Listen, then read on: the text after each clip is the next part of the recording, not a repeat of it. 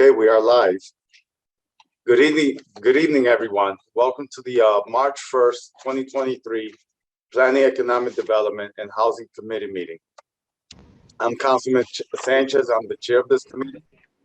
This meeting is being broadcast live on HPA-TV's Xfinity Government Channel 96 and Frontier Government Channel 6032. It will also be streamed via HPA-TV.org, the HPA-TV Facebook page, and HPA-TV Apple TV, Amazon TV, and Roku TV apps. It will also be made available on the HPA-TV YouTube channel. I would like to acknowledge my colleagues. I have Councilman John Gale, Councilwoman Shirley Surgeon, Councilwoman Marilyn Rossetti, Councilwoman Tiana Hercules, Councilman Nick LeBron. I'm trying to see if I'm missing anyone here. And then we have our team from Development Services, Charles Matthews, also Brian Matthews. Let me see if I'm missing anyone. Frank Della Ripa from DPW, Mr. Paul Drummy, Aaron Howard, and Corporation Counsel Richard Vasaggio. I'm sorry, I'm just having trouble seeing there's quite a few people on the screen here. So before we begin tonight's meeting, I would like to entertain a motion to add 2 items. And that item would be 2.9. All right, so I'd like to make a motion, Mr. Chair. Yes, sir. All right, I'll make a motion to add items 2.9 and 2.10. Or should I have to do them one by one, I believe, Yes. right? All right, so I'd like to make a motion to add item 2.9. Mayor Bronin with the company resolution authorizing the city to sell city-owned property located at 60 East Street to the House of Restoration Church. Second. And this item 2.9 has a public hearing Monday, March 20th, 2023 at 7 p.m. and 824 review from zoning. So it has been properly, a motion has been made properly second. Do we have any discussion on this? Okay, all in favor? Aye. Aye. Majority is in favor, so it's passed. You have the floor, Councilman LeBron. Yes, through you, Mr. Chair, I'd like to make a motion to add item 2.10.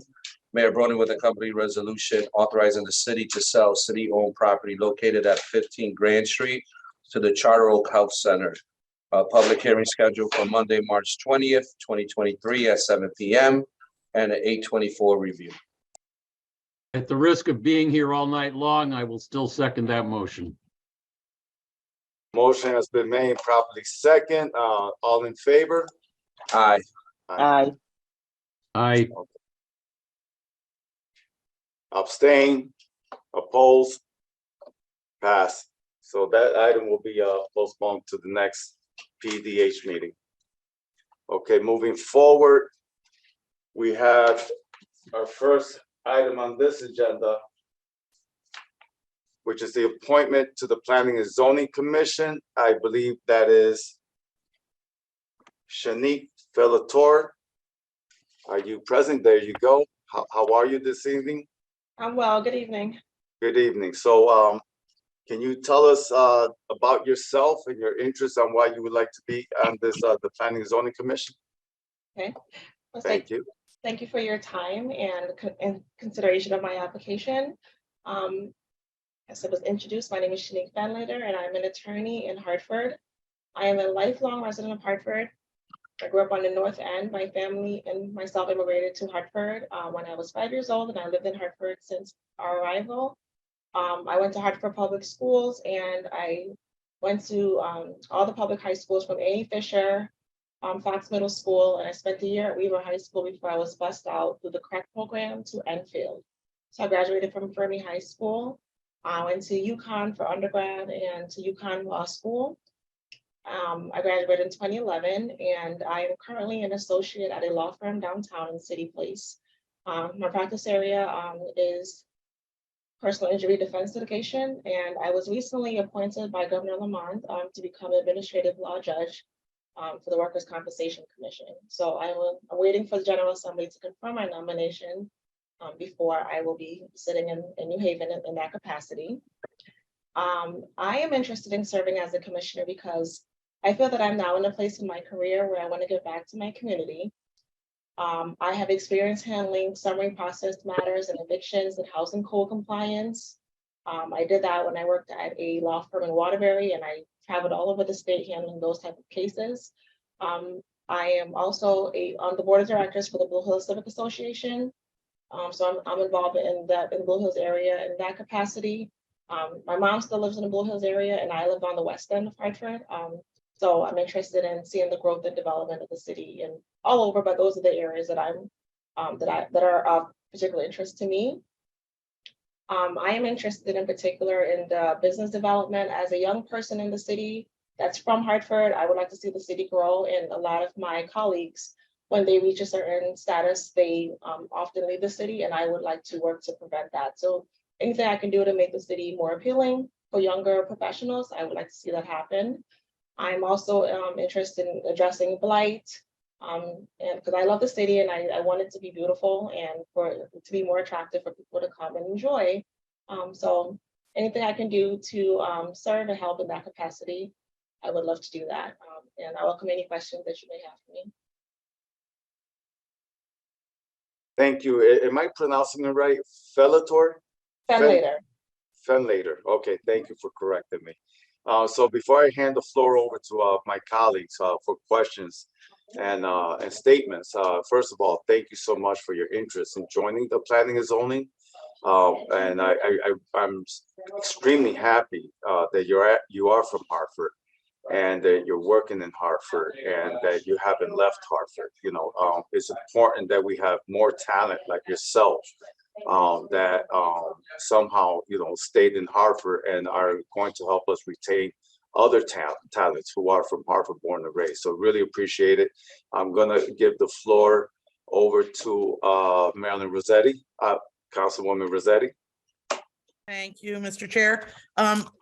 Because my colleague, Councilman Gale, wants to be here all night, I thought I would add to that. So I always like to say for people who want to join any commissions, any boards, any activities in the city, how much I want to thank them, because I'm sure just from what you say you're doing, your life is full, and even what you're expecting to do.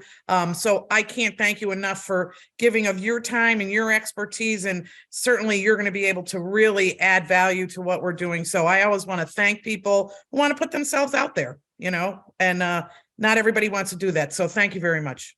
Thank you.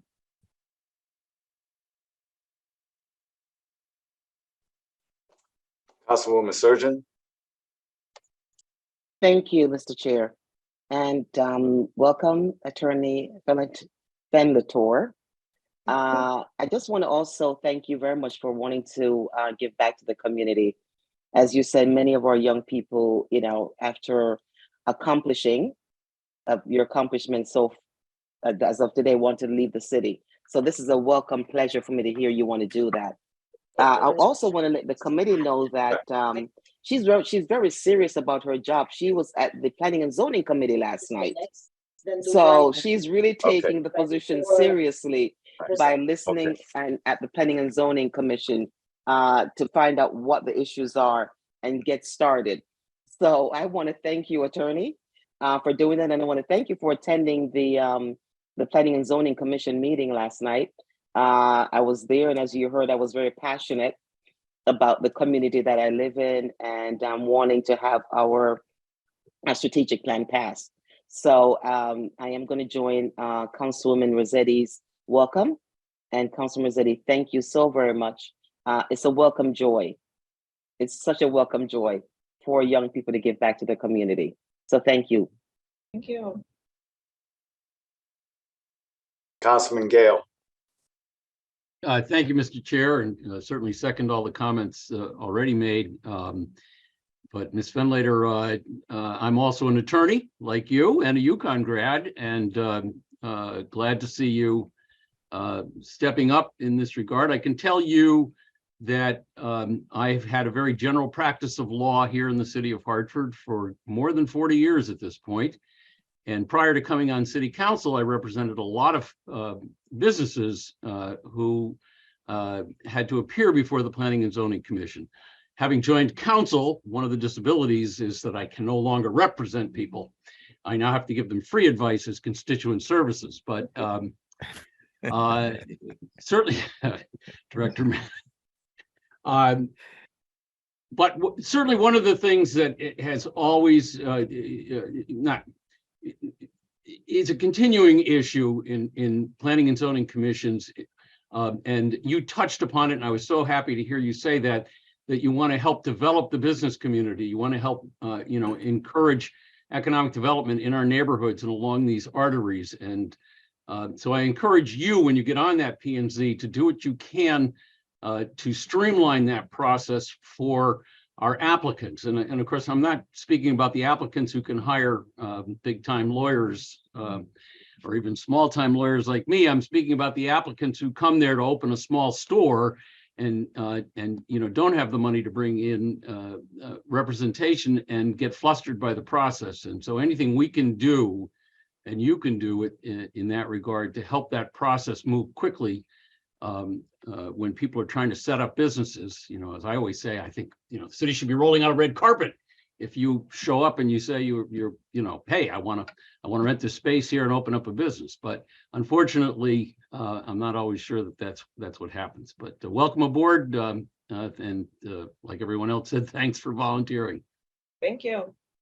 And before I go on to my next colleague, he took the words out of my mouth. It's extremely important that we find a way to help entrepreneurs and small business alike to streamline the process so that they're successful.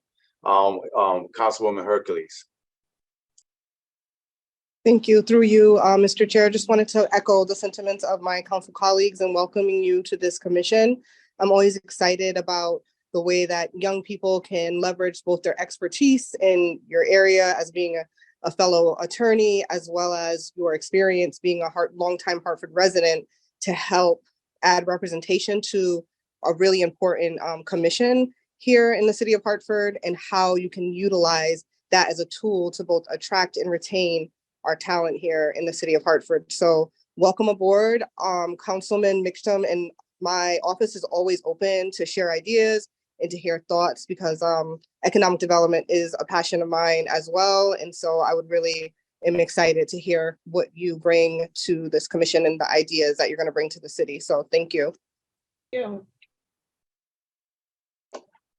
Any my other colleague, Yes, just to be LeBron. succinct, I piggyback everything that everyone has said. Thank you for your commitment to the city moving forward, and for dedicating your time as well. It's valuable time. That's all we have as people, but we appreciate it from the city side. So thank you. Thank you. Okay, so I'd like to entertain a motion.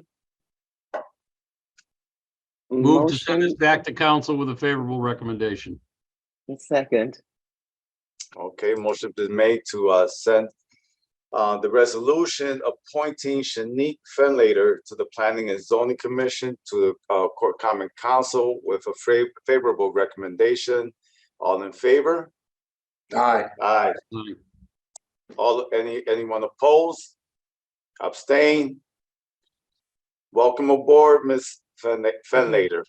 Thank Thank you. you for your intentions and your desire to work in the city and help us out throughout the city. Of course. Thank Thank you for your support. Thank you.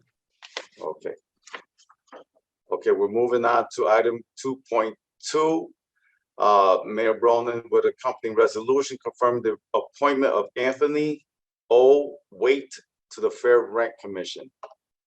And we have Anthony on the screen. How you doing, sir? well, except for a little bit of cold. So other than that, I'm doing okay. Okay, so can you tell us about yourself and why you're interested in becoming a commissioner on the Fair Rent Commission? Yes. Thank you for your time and consideration. I've been a Hartford resident for pretty much most of my life, maybe a couple years in New Britain, but growing up in Hartford, I attended Martha King. I went to Quirk Middle and Hartford High as part of their classical magnet program at that time. Upon completing that, I did go to Capital Community College, where I earned my associate's degree, then to Central Connecticut State University, earning my bachelor's in finance, and finally University of Hartford, earning my MBA. While doing so, I've been working in Hartford. I still do work for the Hartford Insurance Group. It's been about 28 years I've been there in a role as a business analyst there. Worked in many different areas in the company there, from personal lines to the claim data office, where I currently am now. In addition to that, I am a real estate agent, so I'm very in tune with the pricing and, without, through the real estate market, helping clients to, purchase or sell homes or renting their apartments. I'm also a board member on the Upper Albany NRZ. I first got involved with that Upper Albany NRZ about a couple of years ago in order to give back to my neighborhood where I was living. I was in a position of, very fortunate, and having the time to do so, I wanted to see if I can make a difference in the neighborhood. With this commission, I see that it going a little further citywide, not just my Upper Albany area, so I can assist tenants in Hartford and landlords, ensuring that, proper procedures are being followed and rents are correctly priced where they should be, to make it equitable and affordable for living in the city of Hartford. Okay, thank you, Mr. Wade. Again, I appreciate that you're going to give up quite a bit of your time, because that's what you need, is time and dedication for any of the commissions that we have here in the city. But thank you for your dedication, and thank you for giving back to the community. I am going to ask my colleagues if they have any statement or questions. We'll start with Councilwoman Shirley Surgeon. Thank you, Mr. Chair. And through you, Mr. Chair, I have worked with Mr. Waite for several years in the NRZ. So I know he's dedicated to the community. I know he's dedicated to the city. And so I highly recommend, our committee to favorably send on Mr. Waite, because I think from all his years of working in the Upper Albany community, I knew he brought some of his housing experience to the table. And you and I know, Mr. Chair, that housing is a hot issue currently.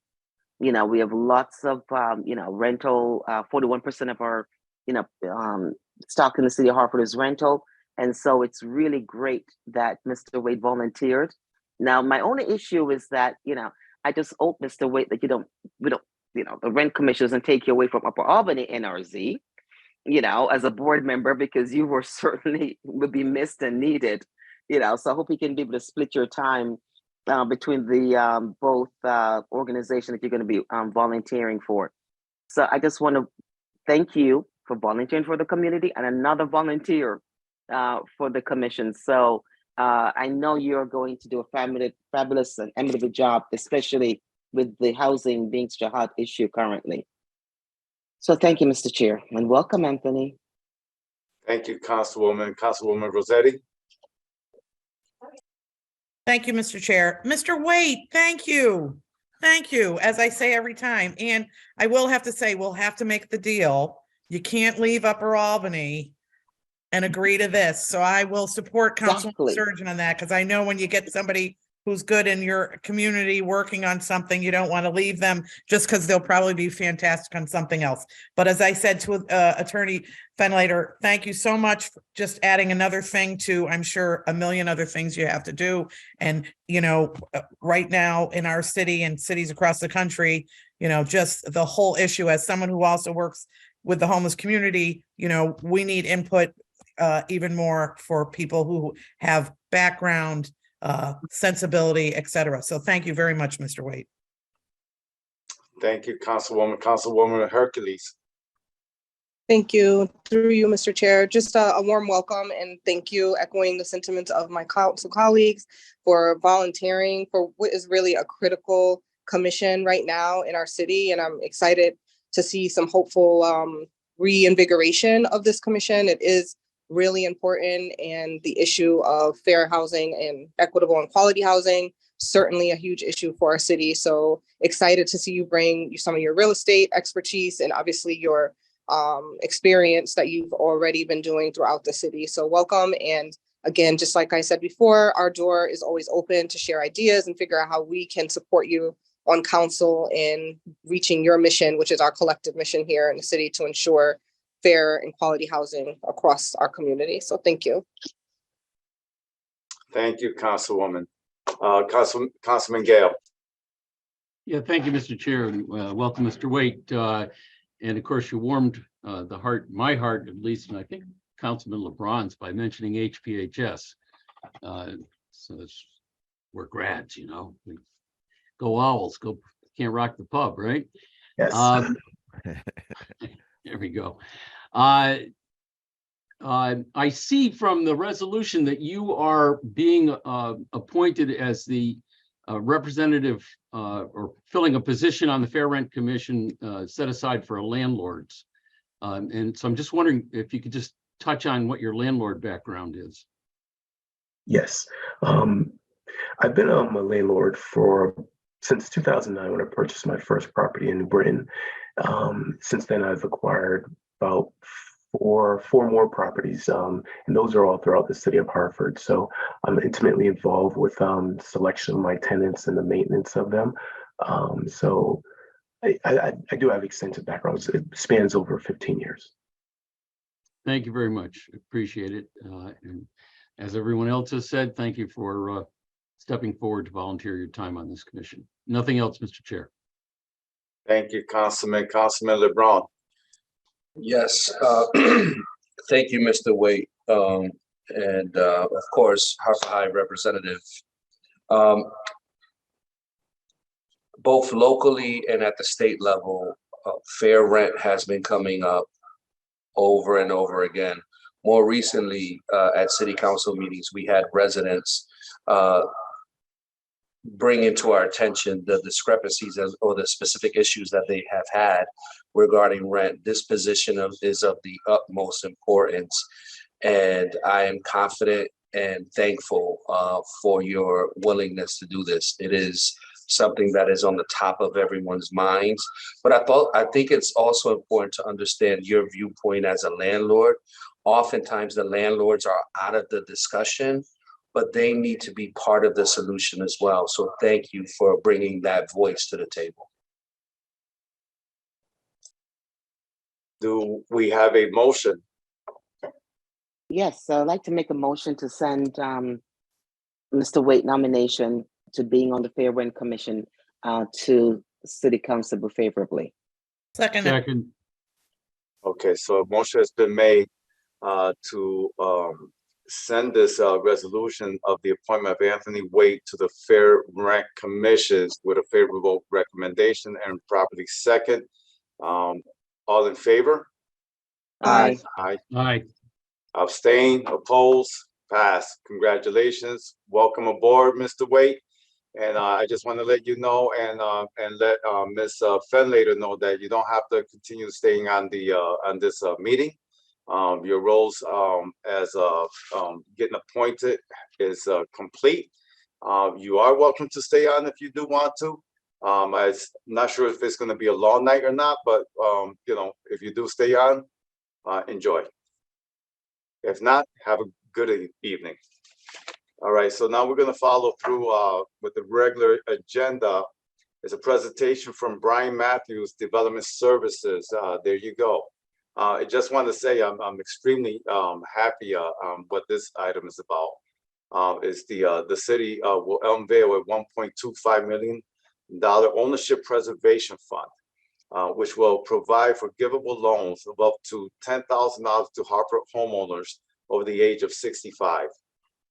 The initiative aims to help senior citizens remain in their homes by financing needed exterior home improvements.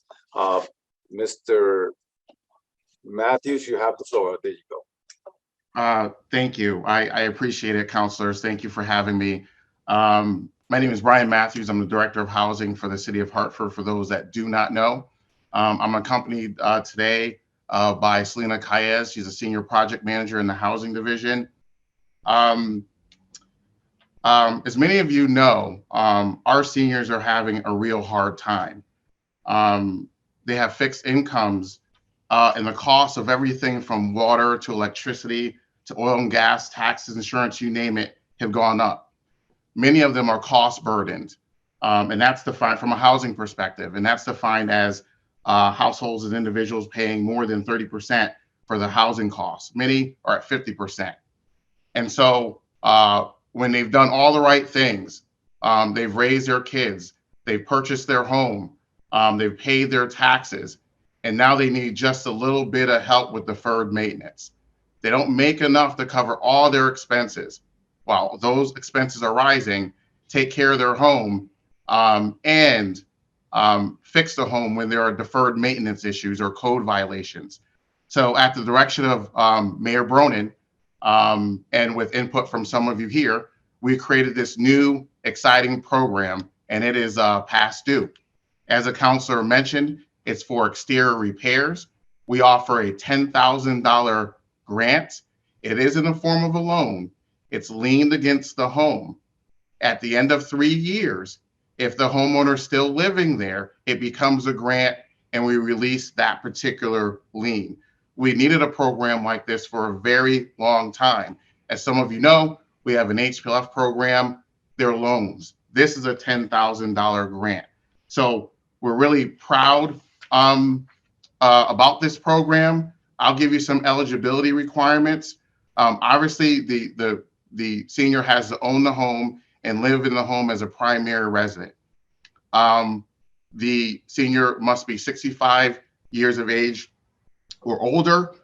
And of course, generally rental units are not included. We like to focus on the owner occupied units if we can. And the property obviously must be in the city of Hartford. So there are not a lot of guidelines here. I think the guideline that people really have to pay attention to is that there are income limits for this program. And so what we've done here is we set an income limit at what we call 80% median area income. And I will give you an example here. So for one senior in a household, their income cannot exceed $62,600. For two people, it's $71,500. We'll jump to four people, $89,400. And so we think these income limits capture a lot the income level of a lot of our residents out there who really need help. And just to give the counselors some frame of reference here, since we rolled this program just a short time ago, out, we have 31 applications that we have received. Maybe in a later email, I can share this with you because we break it down by neighborhood as well. 10 have been approved so far, but we have 18 applications right now where we're waiting for more paperwork or they're in some form of our underwriting and vetting process. So we start off with a bang. We're taking in quite a few applications. Some of you were part of an email where you received information about the program. We've reached out to all the NRZs. We made contact with a number of churches in Hartford, and we've conducted mailings to about 640 seniors in Hartford that happen to own their own homes with brochures, contact information, and information on how to apply. We have 2 staff members here in my office that will drop what they're doing if they can and offer application assistance. We're not going to leave seniors to their own devices when it comes to seeking this grant. If we have to, we'll go out to their homes, we'll help them fill out the application, and we'll process that application as quickly as possible. So I've heard some of the counselors here. I don't want to take up too much of your time. I'm excited. Anyone that you know, your constituents is interested, please share this information. We're here to help. And we want to spend this money as quickly as possible and help as many people as we possibly can. So with that, I'll take questions. Thank you, Mr. Matthews. Appreciate that. And thank you for the presentation. I do have a quick question before I pass it on to my colleagues. So what kind of outreach do you have for those who are non-English speaking? So we have brochures in English and in Spanish. And for applicants who speak Spanish, we have 3 people in the House of Visiting on staff that are available to visit people at their homes who are Spanish language speakers. Okay, We also, with permission from my boss and others, we like to do a radio spot on Spanish language radio, the same for English speakers. We really want to get the word out there.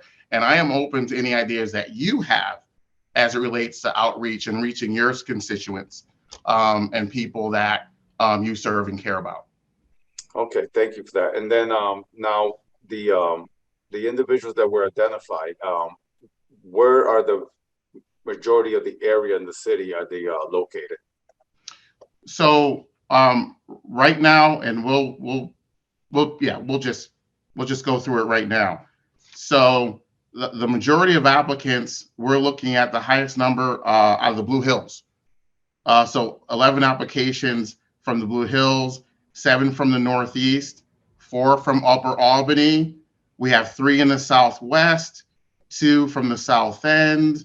We have 1 in Frog Hollow, 2 Clay Arsenal, 1 behind the rocks. But again, that number is subject to change as we have applications come in, and the tally changes.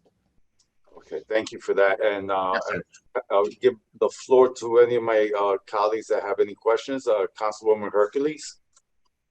Thank you, through you, Mr. Chair. And I may have missed it, Mr. Matthews, so pardon me if it was answered. I was just, thank you for your presentation. This is a wonderful and definitely a needed program, and I hope it will, and I'm sure it will benefit quite a few seniors in our community. I was just curious if you had an estimate about how many houses that you would be able to assist, or what the total amount of the fund is. I might have missed that part. I'm sorry. Yeah, it's 10,000.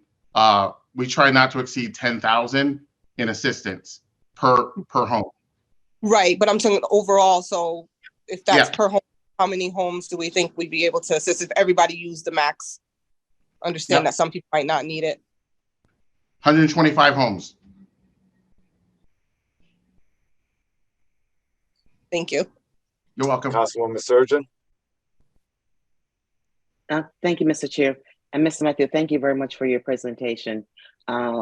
This is all the council members who voted a couple of months ago for this program. There were several programs that we voted for. We voted for 1.250 for this rehab program.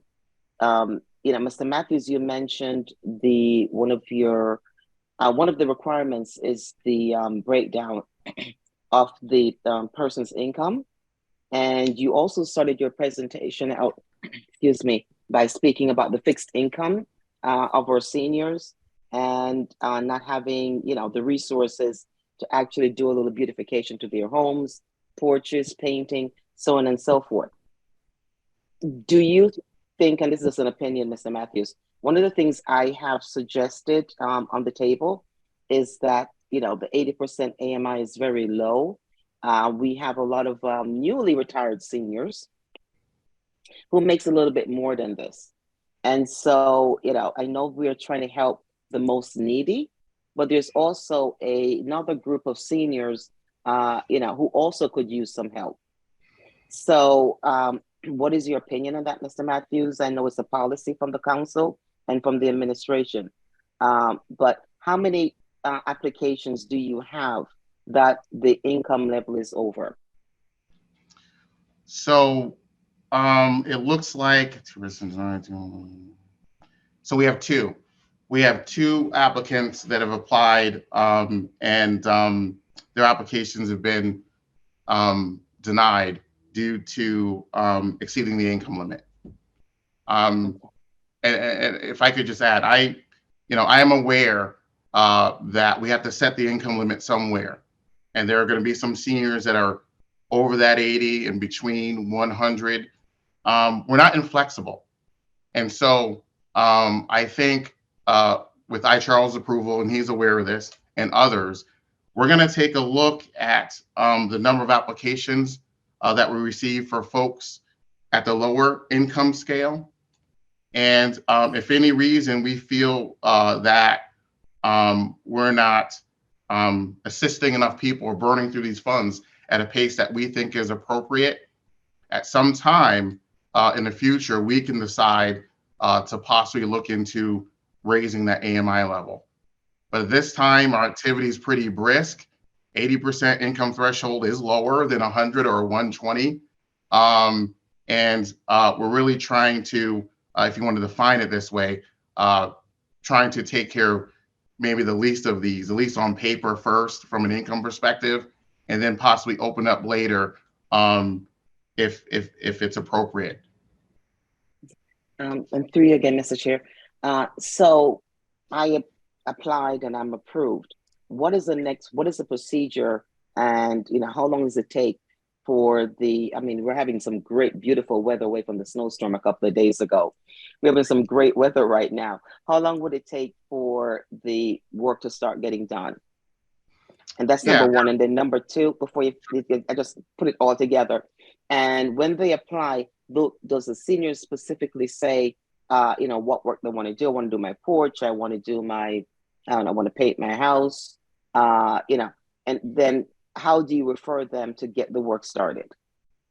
So I'll start with your second questions first. We have a process here, a system here where we have contractors that are licensed, insured, vetted. They've worked with the city for some time. Many of them are local minority contractors. So once someone is approved, our rehab specialist visits the senior at their home, and they talk about what work that senior might want to do. Now, it's a senior's home. They can choose what they like to do, but our people can't ignore clear code violations either. And so if a senior wants to replace a window in the front of their home, but we see that stairs are falling apart and it presents a tripping hazard, we have to add that to the scope of work. So there's some give and take during the visit as to what the ultimate scope of work is going to look like based on the exterior conditions of the home and what items may constitute health and safety issues. But for the most part, we want that senior resident to be able to choose. Once they choose what the scope of work is going to be, we create that scope of work for that senior, and we put that work out to bid. We're up to 7, 8, 9 different contractors can bid on that work. And the reason we do that is because while we'll pay up to $10,000, if that work costs $7,000 and we can save the city some money and use that money to help another senior in another home, that's what we want to do. That's what we want to do.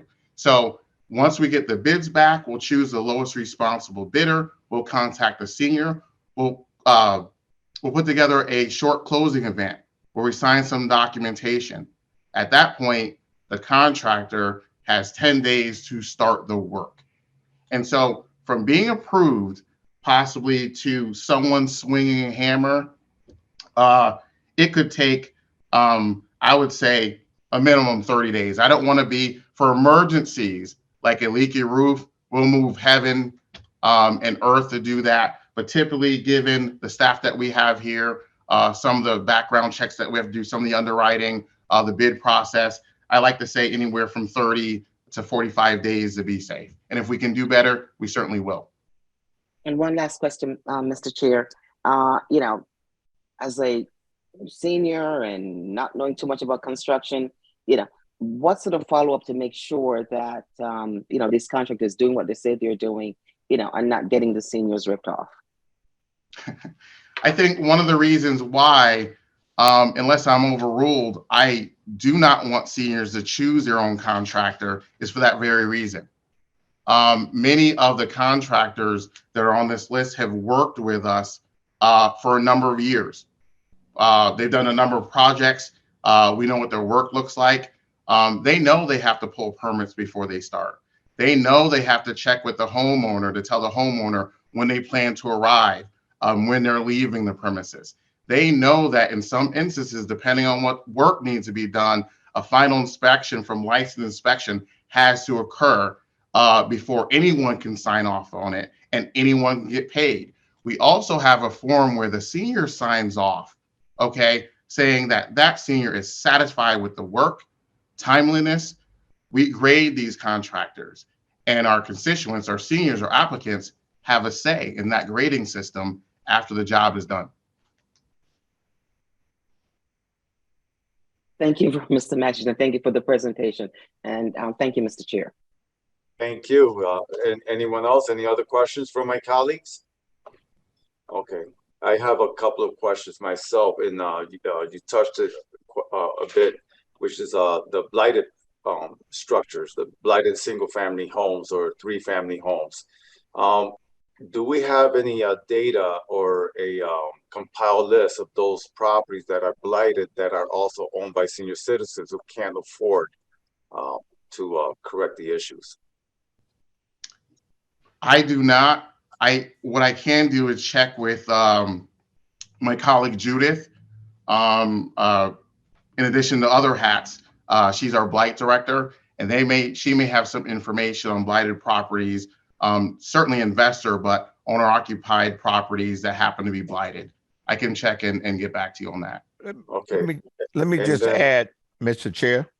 Yes. The normal course for the blight remediation folks, if they find a property that might be a 2-family or 3-family that's somewhat blighted, and we send out people to check that place out, we normally have a conversation with the property owner, and we explain to that property owner all the programs we have that may assist them in resolving their blighted condition. So they're fully aware of the programs that we had in the past. If in fact we find a situation where there's a senior with a 2-family or a 3-family and they have a blight condition that may in fact qualify for the $10,000 grant, they will refer that person to Brian, or if we have another program that can help resolve the blight issue, we will make sure that person is referred to that program.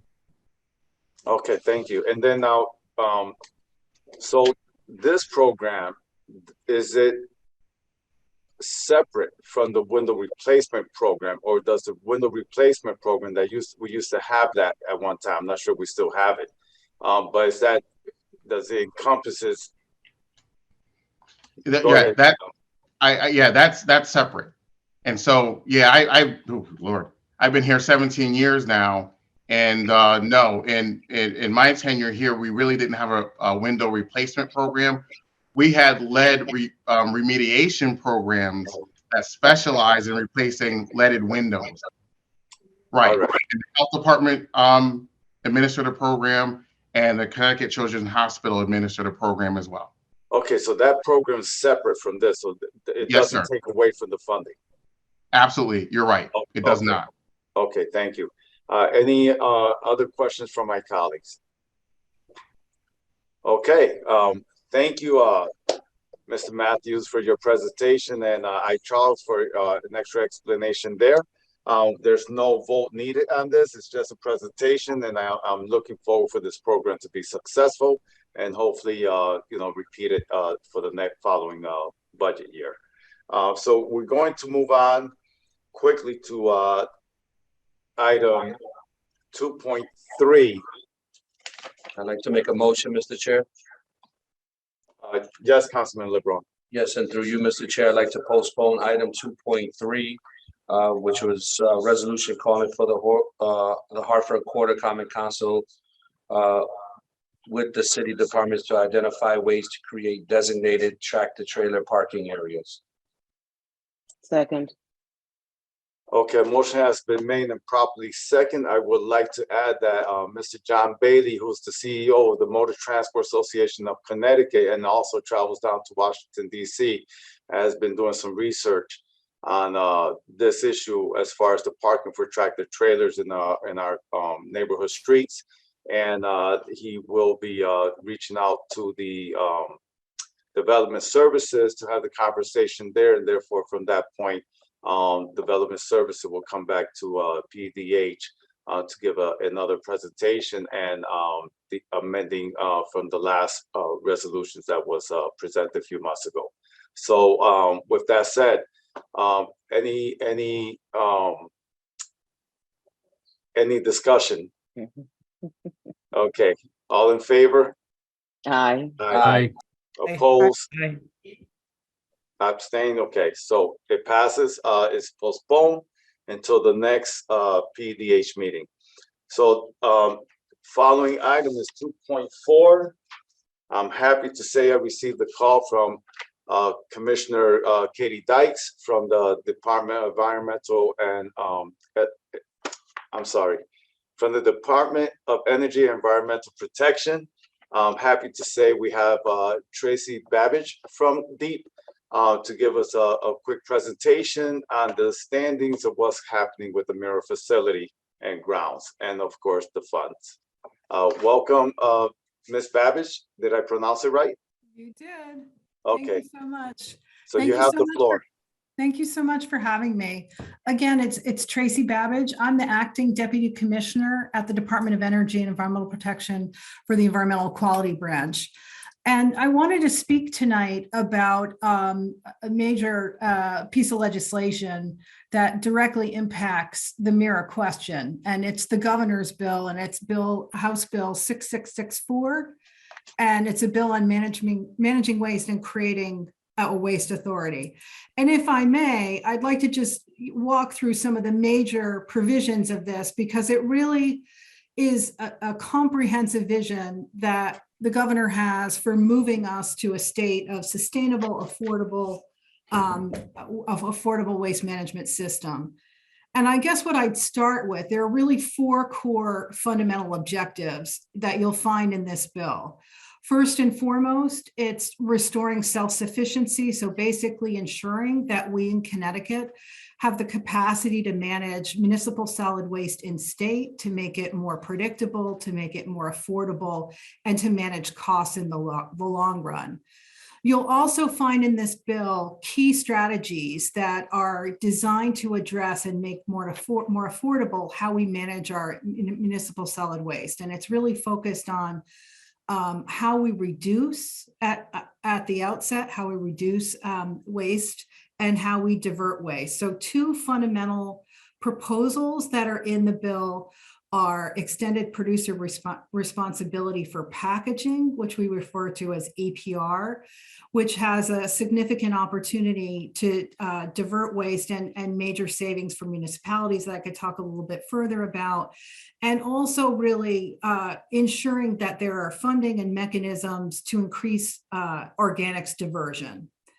So, and then the third component is working with municipalities to support investments in new disposal capacity, whether that's supporting regional waste authorities or looking at other options for waste infrastructure, and in the broadest sense, talking about waste infrastructure.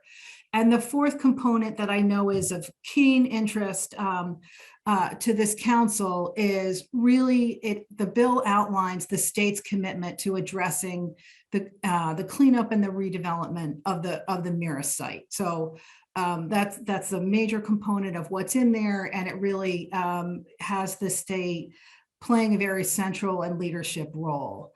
So the vision behind this bill, I think, reflects the inflection point that we're at with the Mira closure that occurred in July, and sort of where our starting point is. We've done a lot of research at DEEP on this, and really looking at what's happening now is that we're currently exporting over 860,000 tons of municipal solid waste. That's a shortfall of 40% in our disposal capacity. So the initiatives I started to outline are really designed to help us regain that self-sufficiency. So I mentioned extended producer responsibility for packaging. We have a whole analysis around this effort and what's outlined in the bill, but kind of just to give you a quick summary of what we think it will achieve is the ability to divert over 190,000 tons per year from the waste stream. And we see it as a key initiative to save municipalities over 50 million annually. And one of the key components of this is this initiative would really put the responsibility for managing products on the manufacturers of those products. It's similar to other EPR type programs that we've implemented here in Connecticut for paint, mattresses, and mercury thermostats as an example. So really important component to what we intend to do. The second key strategy is accelerating organics diversion and providing universal access to source separated food scrap collection. Organics diversion is a major component and a major opportunity for us here in Connecticut. Food scraps make up to 22%, or about 500,000 tons annually of what we currently throw away. So what you'll see in the governor's bill is proposals that really improve the separation, the collection and management of food scraps in several significant ways. So including institutions like schools and hospitals and correctional facilities that are entities covered by the law that trigger this 20-mile radius that require collection.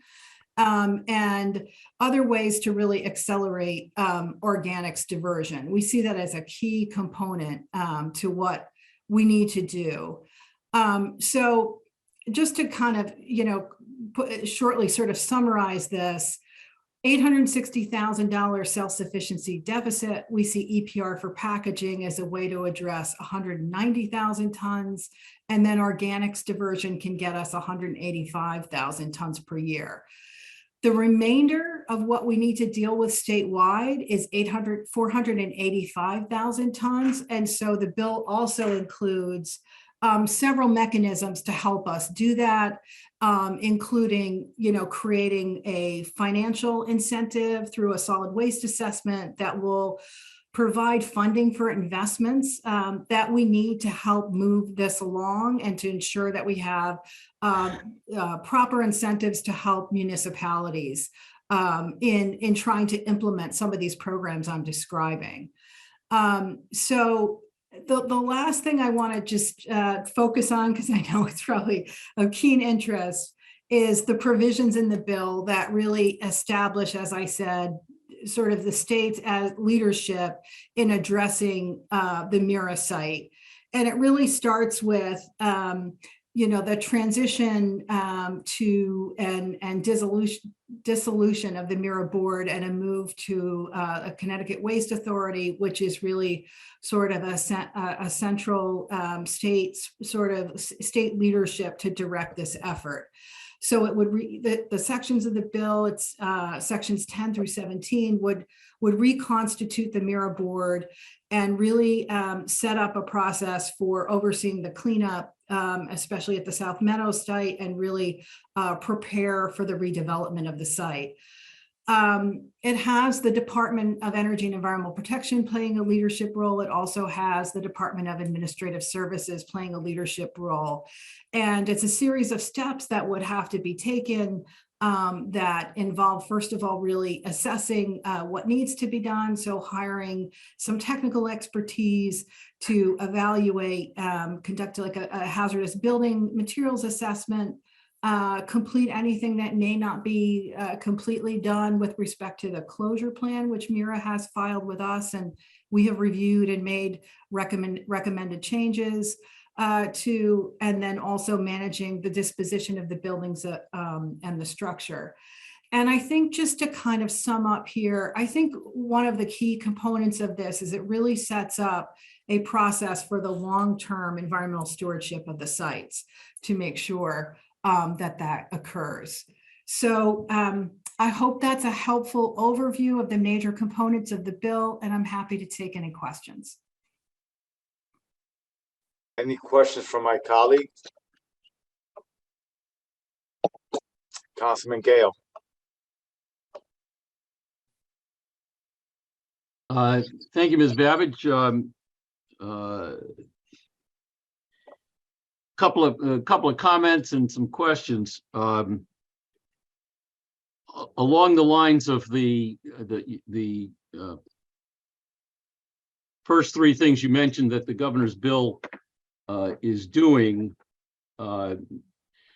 certainly know that Hartford is a very willing partner with the state of Connecticut. In the short time that I've served on this city council, we have taken actions such as enacting a textile recycling program, which unfortunately I believe is probably not in existence anywhere in the state anymore, but we're certainly, we were certainly willing to give it a go, and certainly would be willing to give it a go in the future to try to remove textiles from the waste stream. We also initiated a single-use plastic bag ban, which the state of Connecticut then picked up on and enacted statewide. We have encouraged our Department of Public Works to initiate an organics pilot program, because we've had discussions here on exactly that, how to pull the organics out of the waste stream and get them recycled. And we've certainly encouraged an expansion of the bottle bill, among other things, to include NIPS, but to include a more robust recycling program. And those are just the things that come to my mind. But in any event, the long and the short of it is, we're there.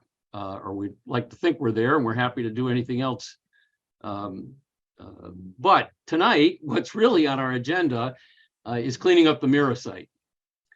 And I'm not sure I have a great understanding of a timeline and an end, what the end product will look like. And so I'm wondering if you can speak to, you mentioned we're preparing it for redevelopment, and I'm just wondering, what does that mean in terms of the resolution that's in front of us is calling for the Mira site to be put in a condition that allows for its highest and best use.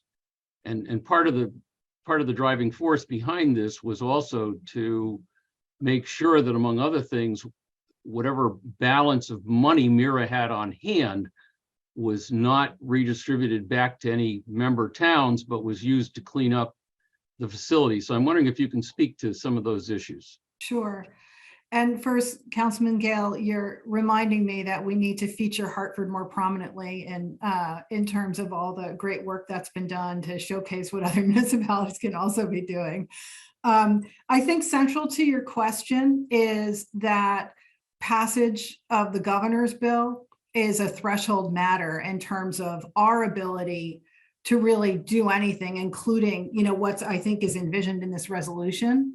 So right now you have, the Mira board in place and responsibilities that currently exist.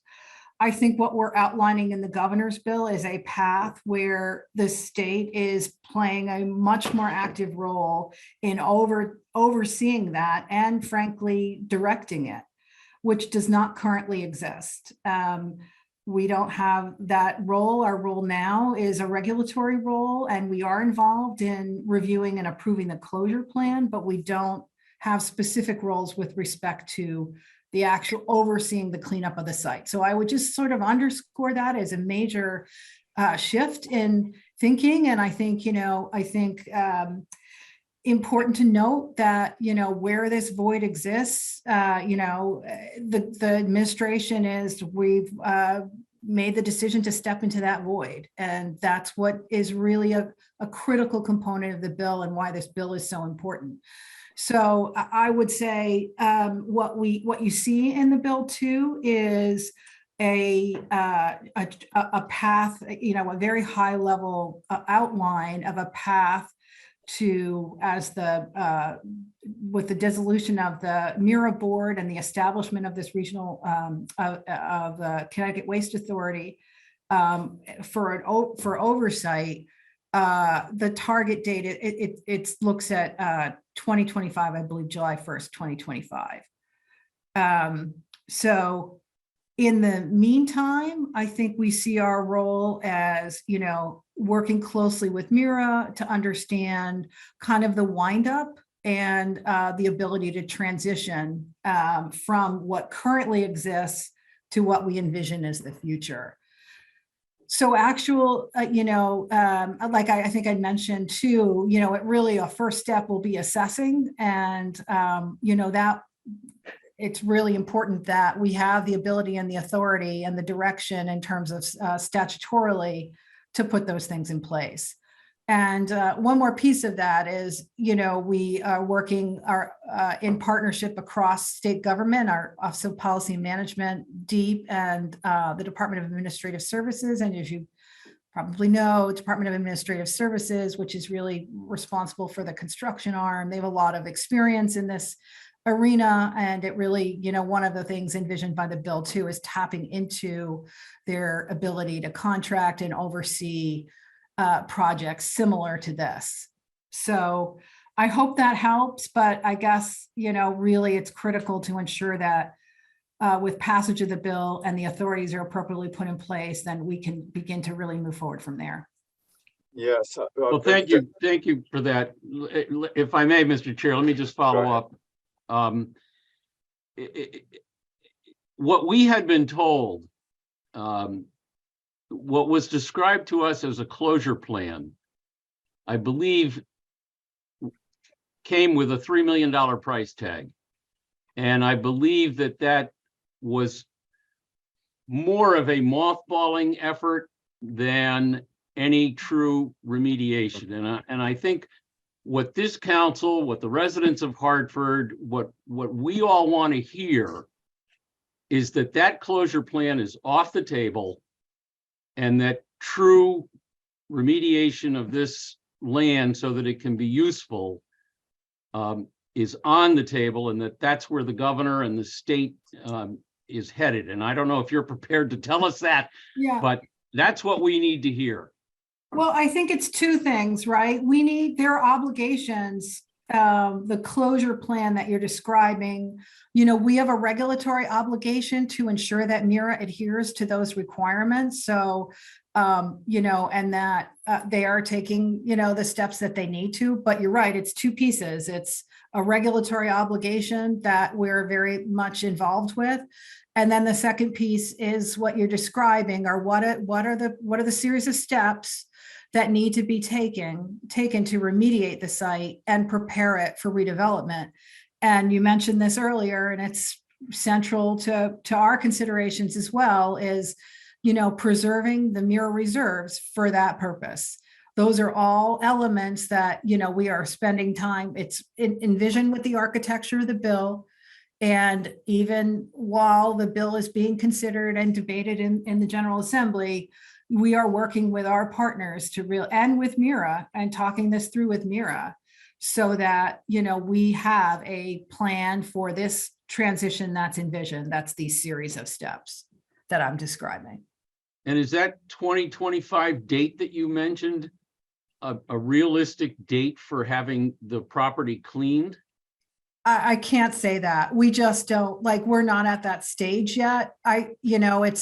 I think a future conversation, and we're happy to, be kind of regular participants to provide updates. But, until we have the authority working with our other state partners to conduct an assessment, to understand, really what has to be done, and have a, both a plan in terms of these are the steps, and, a sense of the costs and the timing associated with that. So, and I think the other piece, there's a lot of moving pieces to this. There are a lot of complications with MIRA winding down. I would just highlight, there's a major debate, and we heard a lot of it on Monday. The hearing on the bill just occurred. And so there's a lot of debate over the MIRA reserves, and, municipalities that feel that they have legitimate claims on some of that. So there's that. And then the other component that we're very focused on is that there are existing contracts that MIRA has with many of the towns that go out to 2027. So there are some legal complications that we also have to work through and be cognizant of. So just to, give you a sense of some of the things that we've been really, digging into and trying to work through. Greatly appreciated. I'd leave you with this one thought that one of the first things I learned in law school was that no law ran against the king. And as translated, that meant that the state was supreme and that all the municipalities are nothing more than agents of the state. So I hope that carries the day. Thank you, Mr. Chair, and thank you, Ms. Babbage. Thank you, Councilman Gale. Or ran against the Queen, excuse me, Mr. Chair. Any other questions or statements from my colleagues? Okay, so I want to say, I want to thank Commissioner Katie Dykes for reaching out, and also to you, Trace, Mrs. Babbage, for your presentation. It was a great presentation. I loved what I heard here. This is just so my colleagues will know, this is just the first of many conversations and presentations that's coming up from DEEP. They offered to come to our meetings here at PDH, as well as to give us updates on hopefully on a monthly basis. And I understand once that DEEP and the policy has changed, where you have more authority over it, now we can make some major decisions on the right direction to go, and also seize those funds for the remediation. If we can't seize those funds, I could suggest that we have the 79 plus towns that used our city as the dumping ground. They can probably donate $1 million a piece, and we'll be set with that, and then we can remediate the grounds that Mira stands on. So that could be a nice suggestion, right? Yeah. So thank you so much, Thank Ms. you. Babbage. I just want to say your voices are really important in this discussion. So appreciate the time and appreciate your support on what we're doing. Thanks, Thank you. all. Take care. Okay, so now we're moving on to our next item. Oh, by the way, so I'd like to back up a bit. I'd like to entertain a motion to postpone item 2.3. So move. Do I hear a second? Second. Okay, item 2.3 has been properly motion and seconded. Everyone, all in favor? Aye. Opposed? Aye. Abstained? Okay, so it passed. So it's postponed to the next PDH meeting. Our following item, yeah, I'm sorry, that let me correct myself. That was item 2.4.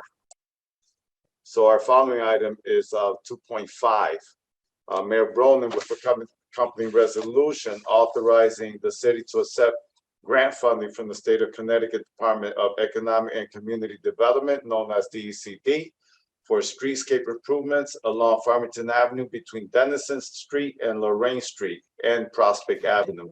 Who do we have here that will speak on this item?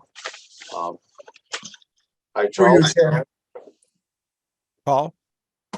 Paul Drummy. Oh, Paul. Okay, I'm looking. You have two screens up there. Okay. Sorry, one's for audio and one's for visual, Chair. Thank you. Okay. Okay. So tonight, this is two parts. One is the streetscape and the other is the economic development. So for the economic development, we have Aaron Howard, Director Howard, as well as Director I. Charles. And on the DPW side, to speak to the streetscape, we have Frank Delaripa, the city engineer, myself, Director of Operations and Capital Projects, with support from Grace Yee from Department of Development Services. If you deem appropriate, Chair, perhaps we get started with Director Howard's take on 510 Farmington Avenue. Yes. Hello, Aaron. Hello, good evening, council members. So for context, I think it's important to point out that these are funds that were approved by the State Bond Commission last year. And as part of that bond commission, the idea was to address about, I want to say 4 million for the construction and then 3 million for economic development. And the economic development was supposed to be for some sort of economic development project along Farmington Ave. At the time, we have identified 510 Farmington Ave. I'm sure you were all very familiar with this particular property. The city has now taken ownership to it. And so the hope and goal would be to utilize some of these funds to address the issues that we had with 510 Farmington as part of that lawsuit, and then whatever remaining funds, use those funds to support some future redevelopment on that site, primarily for some form of future redevelopment. As you are aware at the time, right now, we do have a lease. We do have the food truck park that is located on that site. We do not have any particular developer at the moment, so we're not proposing to do anything in the sense of relocating or doing anything with any use of the site at the moment, but it would be the appetite of the city to start thinking about what a future redevelopment of that site could be. And I'll be happy to share with everyone that as part of the work that we've done over the past year with 510, we did actually do some assessment work at looking at a mixed use development on that site. So we've already done some preliminary zoning review to see what we could potentially support there. But again, at this time, we do not have a developer to date. But in order for us to accept the funds, as you are aware, we needed to go through this process in order to secure the funds with the ECD. Thank you. You're welcome. So do you want to continue on, Paul, or should we have the questions or wait till you're done, Paul? Through you, Chair. Any questions on the 510 Farmington portion of the grant? Hearing, Councilman Gale. Yeah, thank you. So I think we authorized a large amount of money to purchase to settle a lawsuit is what it was. Yeah. So my first question is this $3 million that's being set aside, is that 1.8 of it covering the price tag for the settlement of the lawsuit? The intent would be to utilize as part of acquisition. So as you know, through a development process, we make that part of the 1.8. So yeah, so that would leave us with 1.2. Yeah. Doing Okay, quick math. I don't think it's the full amount though. Let me just double check, but yes, the idea would be to use those funds in order to reimburse the city for the funds that we put forward for the acquisition of the property originally. All right, I guess my comment would be that I'm not clear that the city should just limit itself to redeveloping 510 Farmington Avenue with those funds. The particular area of Farmington Avenue that is being discussed, and that would be starting at Woodland Street and going all the way out to Prospect Avenue, presently is fairly blighted. I'm not sure people realize or recognize the degree to which the economic activity along Farmington Avenue has decreased rather dramatically. Starting at Sisson Avenue, the half door just shut down and is empty. The building across the street from it, which had retail in it, is completely empty and has been empty for probably 10 or more years now, subsequent to a fire. The building next to that, which had a dry cleaners, it had a pizza parlor, it had a liquor store, is completely empty. It's called the Wall Building. It's got 4 retail storefronts in it. It's completely empty.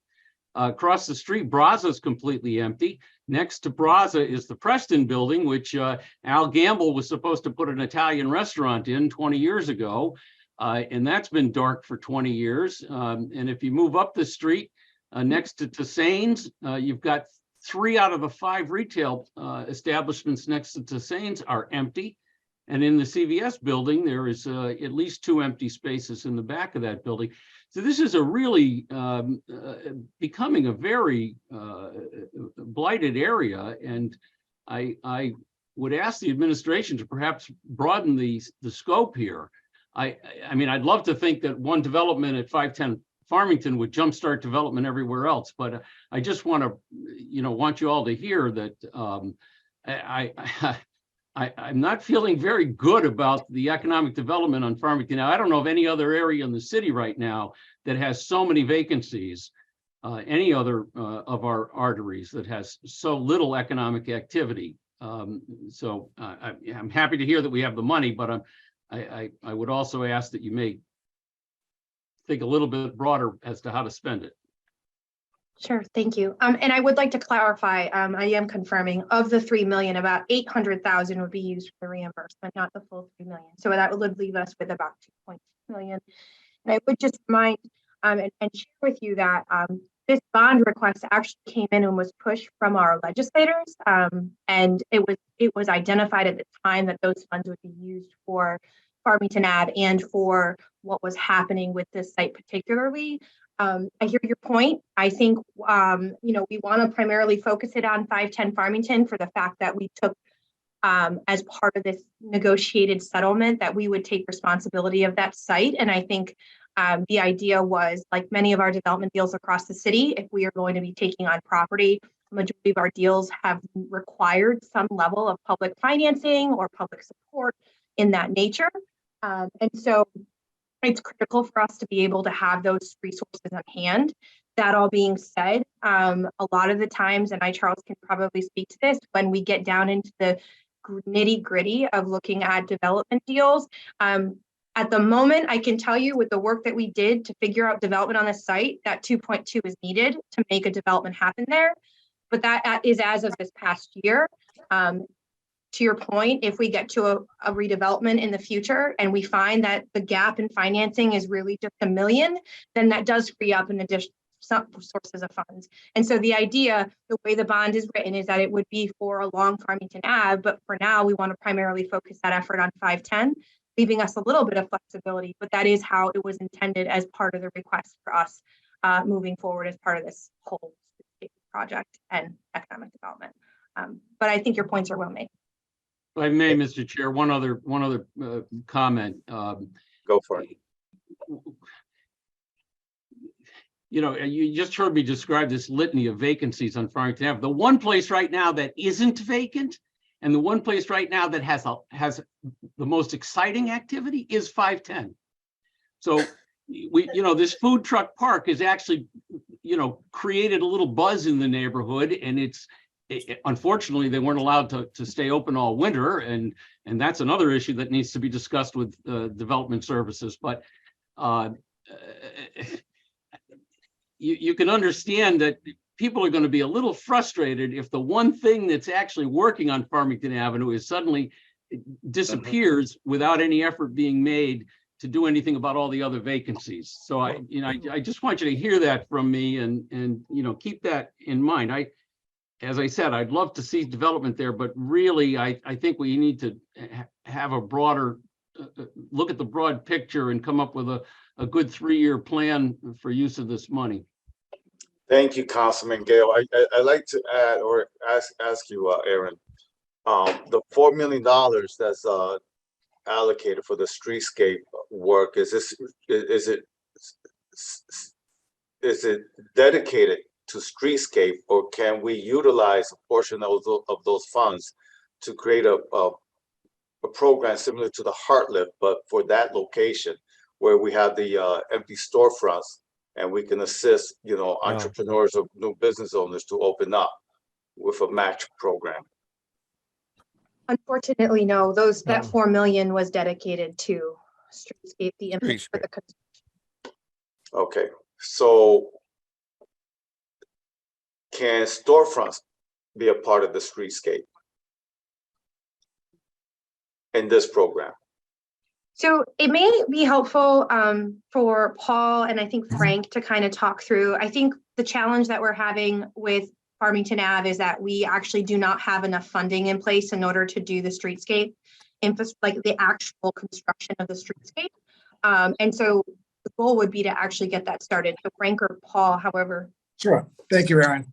Okay, I'm sorry, just one more question, Paul, and maybe you might have this answer. So at Woodland Street and Farmington, there's a tunnel where the Park River flows through. Will that cause any delays on the streetscape project? It will not. Council, this is Frank Delarippa. How you It will doing, not Frank? cause any, it will not cause any delays. I'm also your flood director, which is part of my work, and that's not affected. Okay, thank you. Go ahead, Paul. You have the floor. Thank you, Chairman. If it's possible, if I could share my screen, I have a rendering of the construction document of the streetscape from Prospect all the way just past Sherman Street. I could share with the group. You know, I asked Frank to be here tonight because being new to the city and not here at the beginning of the project, I was hoping that Frank could kind of give the genesis and the start and how we are where we are today. Frank? Sure. This streetscape is a continuation of what was done just west of Woodland on Farmington. So this is going to take the streetscape from Denison all the way to the town line, Prospect. It is a pretty robust $10 million project. It has everything: beautiful streetscape, trees, sidewalks, crosswalks, decorative lighting, new traffic controls. I believe a lot of this was spearheaded from the Speaker Ritter, because we had to give a presentation, and he made quite a few changes because he wanted, in his words, he wanted this to be more of a pedestrian-friendly street and just a pass through to West Hartford. So that's when Paul can bring up the rendering, he'll show you how beautiful it is. And the Speaker did say if we were going to be short on money, that he would help fill the gap. And I think we're about 1.8 short right now, based on all the new estimates. All grant funded, by the way.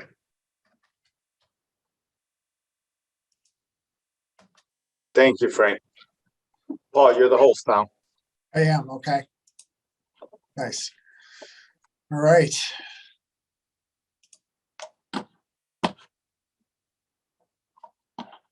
Screen here.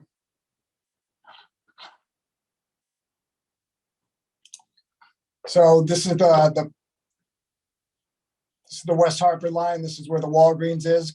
Everybody can see this okay? Yeah. All right, so I'll just scroll down. So starting on the West Hartford line, the intersection of Prospect and Farmington. Mm-hmm. You Is can that see an the actual bike lane. median? Is that an actual median between Beacon and Prospect, or just a rough? Yeah, it's not a raised medium, Council Gale. Okay. Thank you.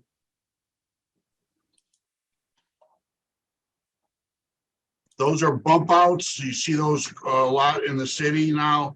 It shortens the path for pedestrians to cross.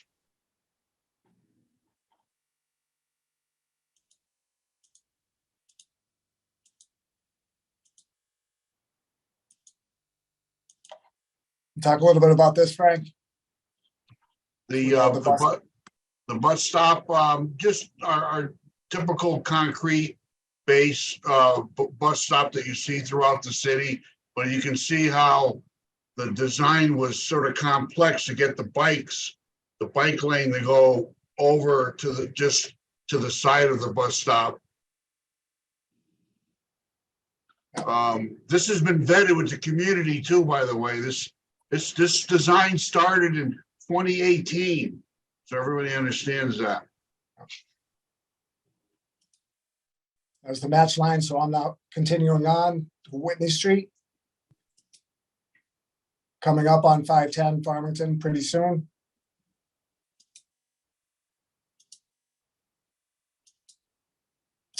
.510 Farmington's going to be at the top of your screen. Right here.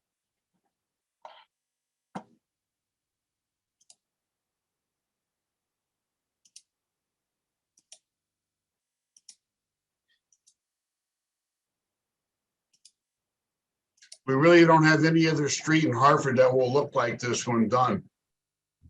This is. And here's the stop lines just past Sherman. right here. Yeah, Denison's right there.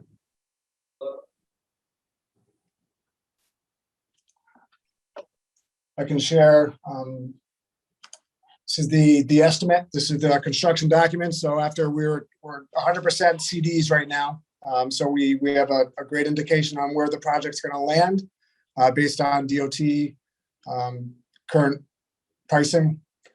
We have soft costs built into this. We have oversight, CA, in the budget's at 10.9 million. What else can I bring up? So with the acceptance of this grant, it'll get us 1.7, 1.8 shy of what is totally needs. So the mayor is aware of this. Thea is aware of this, and this is the gap. So these are the former grants. 640 has been is remaining from the original 1.5. There's been a approved by council 4.5 DECD grant on top of that. And then the 4 million that we're asking to be approved tonight favorably brings us, the 10.9 minus what's in place. The gap is 1.797. So we're working toward filling that gap before we hit the street.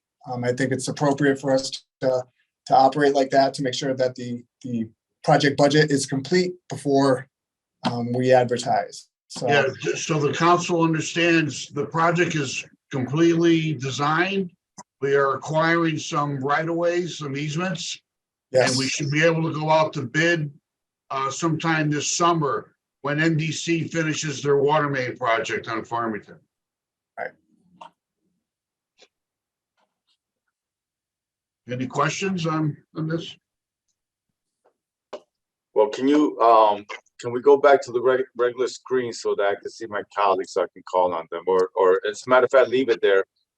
Any questions from my colleagues? Just speak up. I can't see you right now. Yes, Councilman Sanchez, through you, Mr. Chair. You have the floor. So I'm not sure who this question is for. So the first question is, my understanding is that Route 4, Farmington Avenue is Route 4. Is that correct? Yes. And is Route 4 a state road?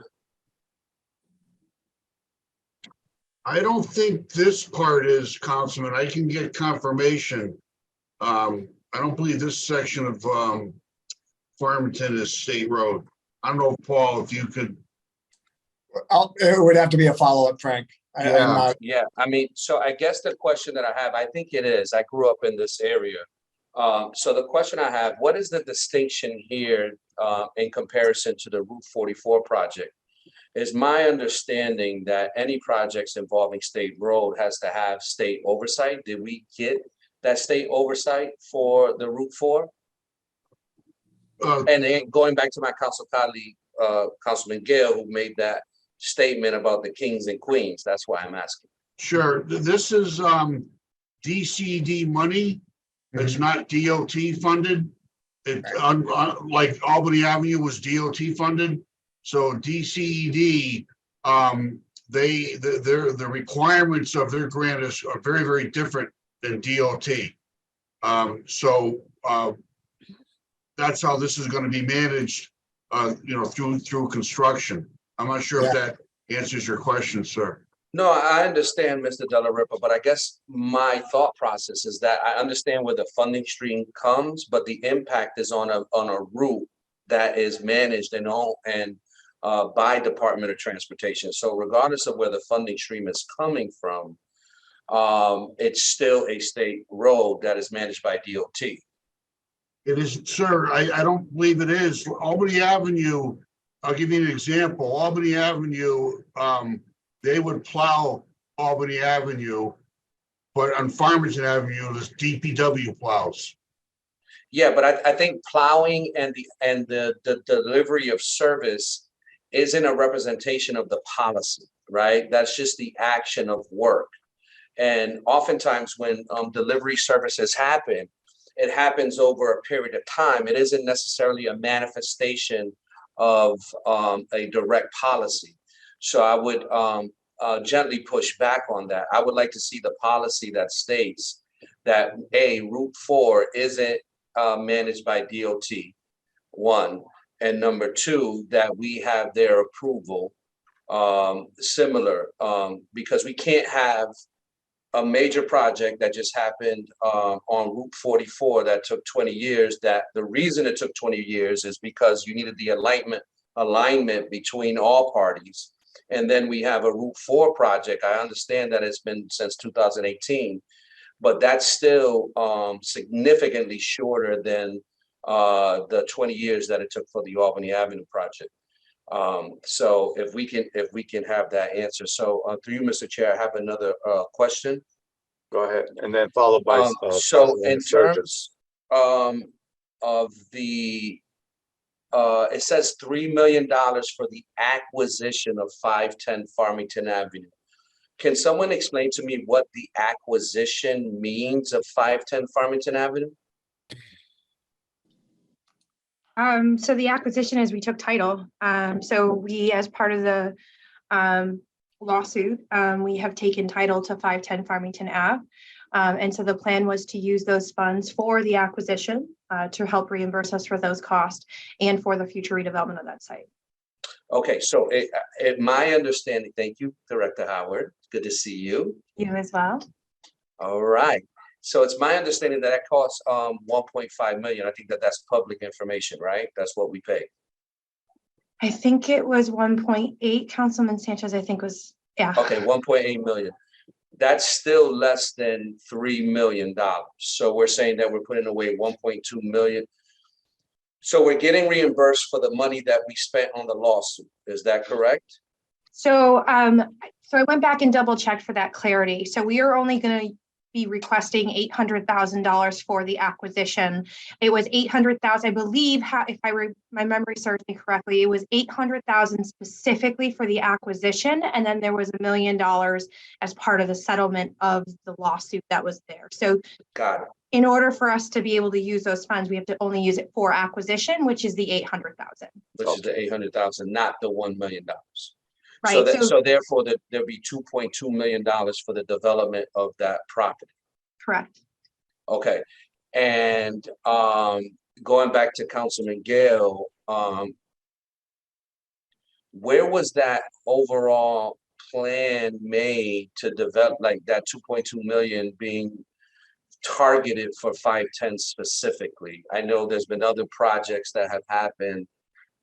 I guess where was the executive decision made, or are you bringing, or is this body here, you're proposing this to us on behalf of the city? Is that what's going on here? So this is all part of the overall lawsuit. When we were going back and forth, we had gone through some mediation and such. We were trying to figure out how we could go about redeveloping the property for a future higher and better reuse of the site. And so the funds had been identified to support redevelopment along this corridor. It was tied to this property and the streetscape. And so we kind of always just had those dollars identified as part of that future redevelopment. And like I said, as part of the deal, we agreed to take title to that property, and we needed to make sure that we had subsidies or funds set aside in order to support that future redevelopment. And because we went through this process throughout this litigation to look at what future redevelopment would look like, even on Farmington Avenue, and frankly, everywhere in the city of Hartford right now, we need some level of public subsidy. So if we were going to take a property, we didn't want it just to sit. We wanted to set ourselves up for success to make sure that we had funding set aside to support some future redevelopment. Now, yes, through that process and time, did someone come to the table and lease the property to put out a food truck park? Yes. I think there's maybe some questions still on the success of that. And it really was always intended to be an interim solution to future redevelopment on that in that site. And so we're kind of still acting as such, but I think the goal would be a higher and better reuse that will bring higher tax dollars to the city of Hartford would be some form of a mixed use development on that site. Hence why we are proposing to retain that 2.2 million along with the 800,000 for the acquisition to be able to move forward with some form of development. Okay, and then the last just comment, so I mean, in terms of form of development, I mean, in terms of more lucrative possibilities, it like, for example, a McDonald's. So we would not support that. I think you are all very aware of how that played out, but the city, our zoning regulations have changed, and we wouldn't want that future redevelopment to be that. It was really looking at some form of a mixed use development that had some retail space and some housing attached to it, but more consistent with what you're seeing for a lot of our developments around the city at the moment. And the community never supported McDonald's. That was never supported by the community either. And as you know, we try to get community engagement when we do these development projects. Okay, I just wanted to make sure for the audience that was seeing, thank you to both of you directors. I kind of said McDonald's tongue in cheek, but I wanted to just make sure that, you know, we were clarifying that although there's still future development, but that is still constrained by what, A, more importantly, what the community wants, and B, what the zoning regulations would afford us the ability to be able to do. So, okay. And I just wanted to keep Councilman Sanchez on his toes for the last meeting, his last PEDH meeting. If I might, Mr. Chair. You have the floor. I think Councilman Gale identified an issue that we need to figure out, not at this meeting, but what we do about. You know, of course, when we design the hot lift program, we designed the hot lift program to provide grant funding for folks who want to activate vacant spaces. And that program was designed not only to help the vacant space downtown, assist those business people, but also on the corridors of our neighborhoods. And Councilperson Gale highlighted a number of vacancies in and around the Farmington Avenue area that we have to figure out, I suspect, what we can do about that, because an argument could be made that we're building a great streetscape, but there's no folks walking on the street because there's no place to shop, eat, or drink. So we get that in DDS.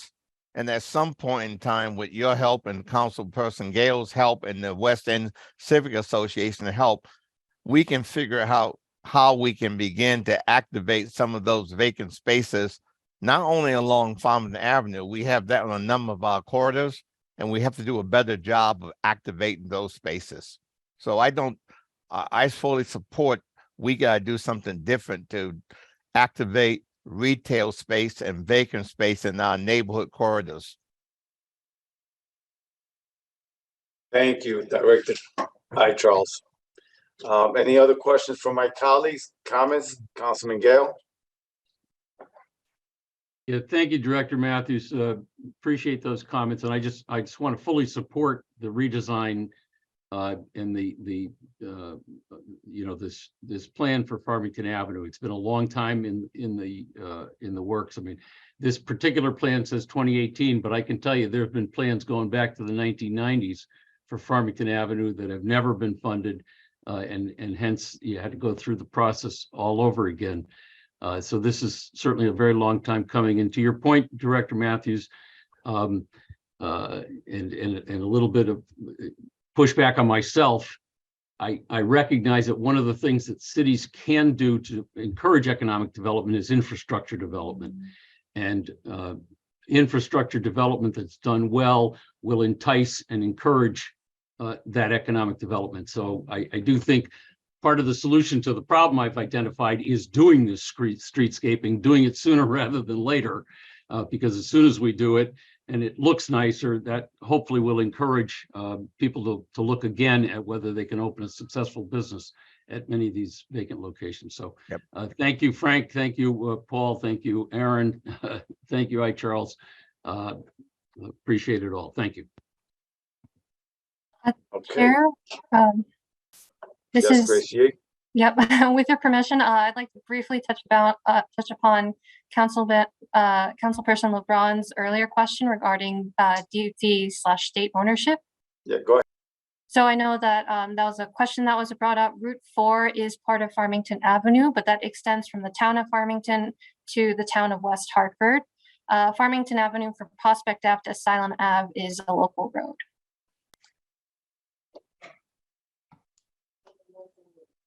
Thank you for that information. So it's similar to New Britain Avenue. I'm not sure what route that is, but it is a state route from Newington Stone Street going west, but going east from Newington Stone Street where the bachelor school is actually a city road.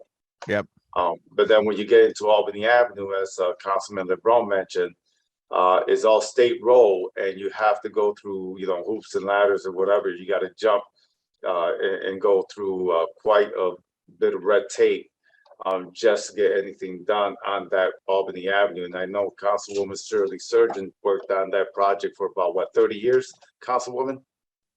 Through you, Mr. Chair. She's Yes, only that project- 29. I'm only 29, so it was before I was born that happened, and my sister told me, gave me some history lessons. I just want to give a little history. Basically because Route 44 is a state highway, and the plan was for Route 44 was with both the city of Hartford and the residents and also, DOT. But basically, once we finally got the money back in the budget again, it was basically, 4 or 5 years. It didn't take 20 years. It took us 30 years to get the money back, for Route 44 and Albany Avenue. I just want to also thank Mr. Frank Leaf. I think he's still there. Oh, Mr. Del Ripo, I appreciate the walking neighborhood, because a lot of the designs for the streetscapes do not involve the neighborhood to be a walking neighborhood. And that area of Farmington Avenue and Albany Avenue is a walking neighborhood. So, and the design looks beautiful. I'm now jealous. I should have waited for our Route 44 was to be developed, So Farmington Avenue looks great. I mean, from the design, it looks really, really well. And to Councilman Gale, I know what it felt like to have all these storefronts being empty on your thoroughfare. I do tell you that, Councilman Gale, when after Route 44 streetscape was done, it really opened up an opportunity that people wanted was to get small entrepreneurial business on Albany Avenue. So what that thoroughfare looks like is going to enhance you guys getting small entrepreneurial business in Farmington Avenue. So as soon as you guys get the project up and going, I think you're going to really see a difference in Farmington Avenue. Thank you, Councilwoman. Do we have any other comments or statement? And also, Mr. Drummond, are you done with your presentation? Yes, Chairman Sanchez, thank you. Okay, that was a great presentation. I love the drawing. That's a true conceptual drawing, that's for sure. So I'd like to entertain a motion. I make I'll a move. motion to approve the monies from DCD. Second, Second. thank you, Councilman. All in favor? Aye. Aye. Okay. Any abstention? Okay.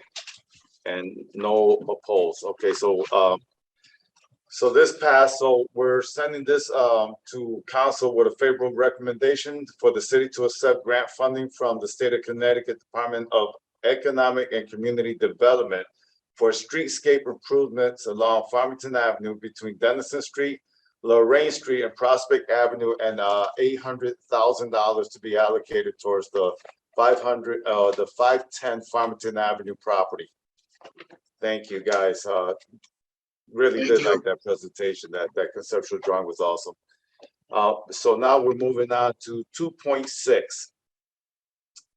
Mayor Bronin with a company resolution to authorize the transfer of 2 city-owned properties to the Hartford Area Habitat for Humanity.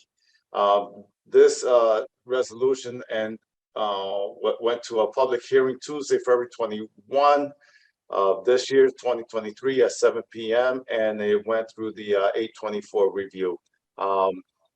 Director Howard, are you speaking on this? Actually, tonight we have Peter Bryanton, our Senior Project Manager, who will do a Okay, I brief see it. presentation. And I we do see. have representatives from Habitat, and Charles and I will be here to answer any questions. Okay. Good evening, council. Oh, there you go. Okay. That one right here. All right. Hey, so do you need me to make you the host? Please. Okay, here we go. Or try it out. I think you have it. Okay.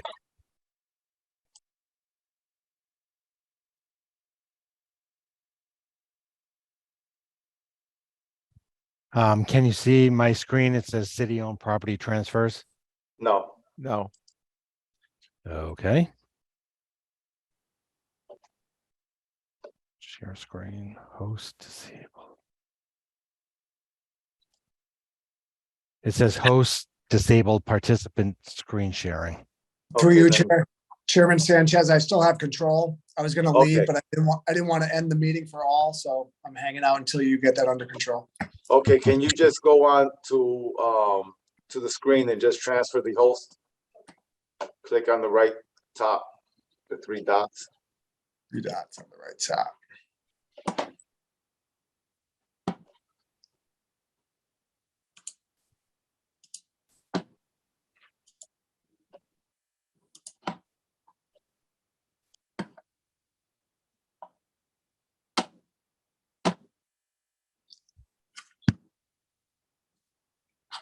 Apologies.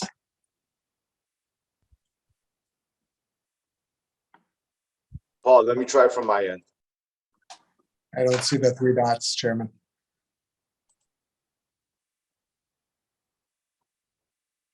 Okay. Okay, now put it. No. He's got to do it. Right in the right-hand corner, 3 dots.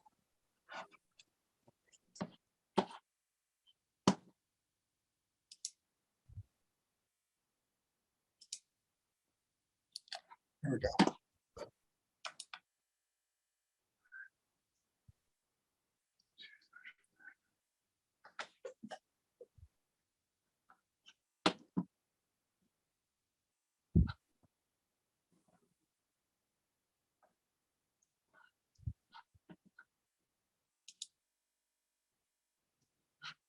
Yeah, Paul, we need you to find those 3 dots.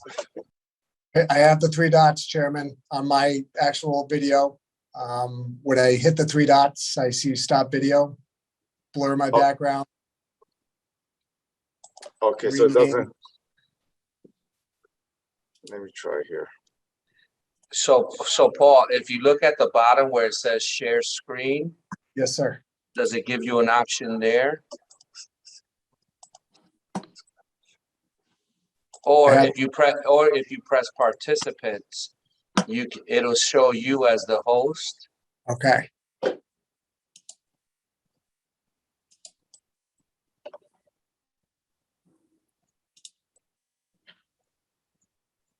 You would see a right column on the right-hand side of the screen. Yes, When you I press see it. participants, Yes. and then under your name, it says host, right? There you go. And now Noelia is the host now. Okay. Okay. Oh, nice. There you go. Reclaimed Thank you, it, put the Noelia. flagpole in host. All right. All right. Sorry, everyone. No problem.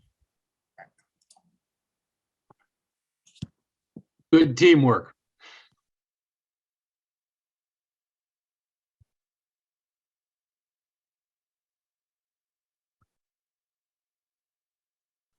You are the host now. Very good. I will try to share my screen.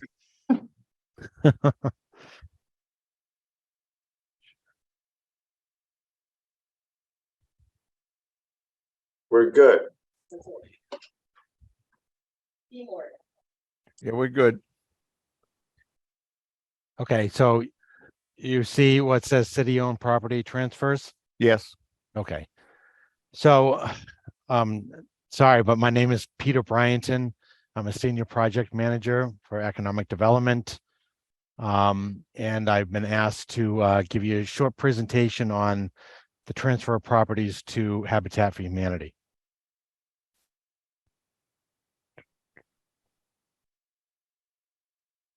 So the city and Habitat for Humanity of North Central Connecticut proposed to enter into an agreement for the transfer of two city-owned properties, one at 159 Capon Street and the other at 180 Westland Street. Both the parcels are currently vacant and they've been deemed surplus properties by the Department of Development Services. Habitat plans to construct two new single-family dwellings, one on each lot, for income-eligible buyers. The homes will be zero energy ready through the Department of Energy and Indoor Air Plus certified through the EPA. And this is an aerial shot of 159 Capon Street, which is in the northeast neighborhood.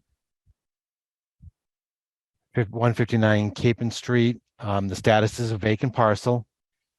It's 0.21 acres, that's about 8,900 square feet. The zoning is NX1.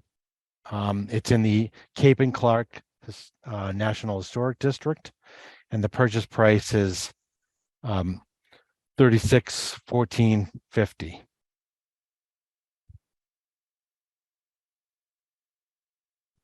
This one is 180 Westland Street, also in the northeast neighborhood.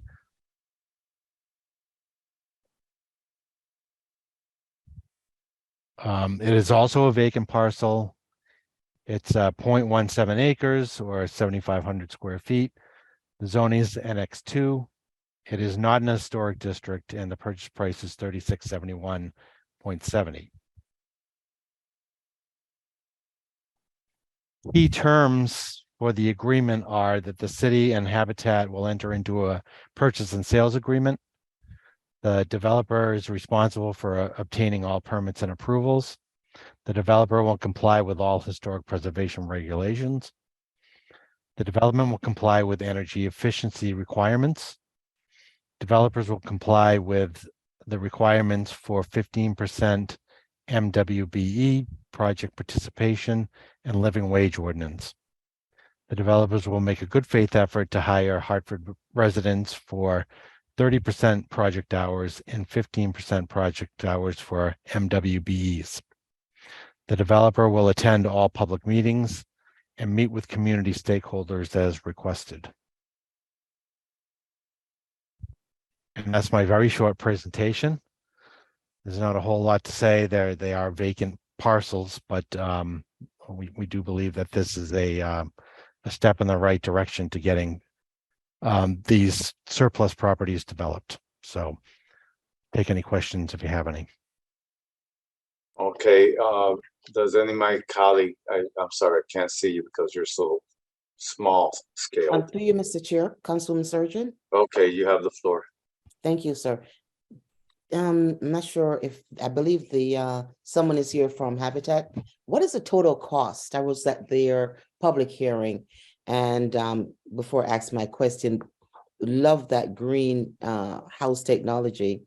What is the cost for developing each unit? Hi, good evening. I can speak to that. This is Chris McKelvey from Habitat for Humanity. I'm the Director of Construction. We're currently estimating the total cost to develop each of these individual properties at around $300,000. That is including the cost to hire labor for electrical plumbing work and all the materials that we use, the site work to develop the parcel, excavation driveways, water mitigation systems, etc. That does include the cost for our zero energy ready building techniques, potentially installing solar. We're working on a contract option with Posigen, discussing options to provide solar so that we don't have to lock the families into that. But currently, it just means more insulation, heat pump, heating and air conditioning systems, and air filtration systems for the house. So right now, the estimation is around $300,000 per home. And now someone would buy the property from you? Is that how that works? That's the cost for us to build. The properties upon completion will be appraised and they will be sold at or below the appraisal value. So depending on the neighborhood, most recently, I think the houses we did were on Main Street would be the most comparable. And I think those came in at between 125 and 150. So they're sold to whatever the appraisal value will be for that neighborhood. Oh. And so basically there would be some equity when someone Yes. buys a home. Correct. That's great. I love the greenhouse thing. Through you, Mr. Chair, just want to ask Development Services, it's going to be a brand new, beautiful house, on the street. What is happening with the next door neighbors or, any sort of development for the remaining houses to make them look as good as this one will be? Well, it's like Charles, to the degree that people may have issues with their porches, their roofs, their windows. You heard earlier, we do have programs in the city that if people experience those problems, we can help. Obviously, when you build a nice new house next door, the folks who may live next to that nice new house start looking at their digs and say, whoa, what's that all about? But the most beautiful thing about Habitat, I think, is if they build 1 or 2 new homes on the street, that may encourage a lot of people to come see us and take out the loans, or either forgivable loans or long-term loans. So we try to work with homeowners to improve their properties. That comes up occasionally when we do a new property. And you should know, like I've said this before, we have a number of surplus properties, and many of those surplus properties that are vacant lots exist in the Northeast and in Clay Arsenal. So the council may want to prepare itself, because to the degree that Habitat has the resources and the time, we're going to be referring more and more lots to them, because they're one of the few companies or firms in the city who can build a house from the ground up. And the beauty of building a 2-family is a family can buy a 2-family, and then they have rental income on the other floor. And that makes it a lot easier for a young family to meet their payments and meet their mortgage and meet their expenses. So you will see this over the course of the next couple of months. To the degree, again, there's capacity, maybe another 5, 6, or 7 houses or lots. We're going to try to transfer to Habitat. They do a great job. They build a great house, and you'll see more of this. Mr. Matthews, just one question. How do you define the surplus properties? How do what's your A surplus a surplus property may be a property we have in the city that we have no development plans for. There may not be an entity existing in the city, developer with any plans for that lot. So we will say to ourselves, gee, we currently have no development plans within DDS for that parcel. We have talked to folks in the community. They don't have any idea what they might want to do with that parcel. So we look around and we say, is Niner interested in that parcel? Is Signer interested in that parcel? Is the land bank interested in that parcel? Is Habitat interested in that parcel? So we tried to assign it to someone who may bring it to some useful and beneficial purpose. Thank you, Mr. Matthews. Thank you, Mr. Chair.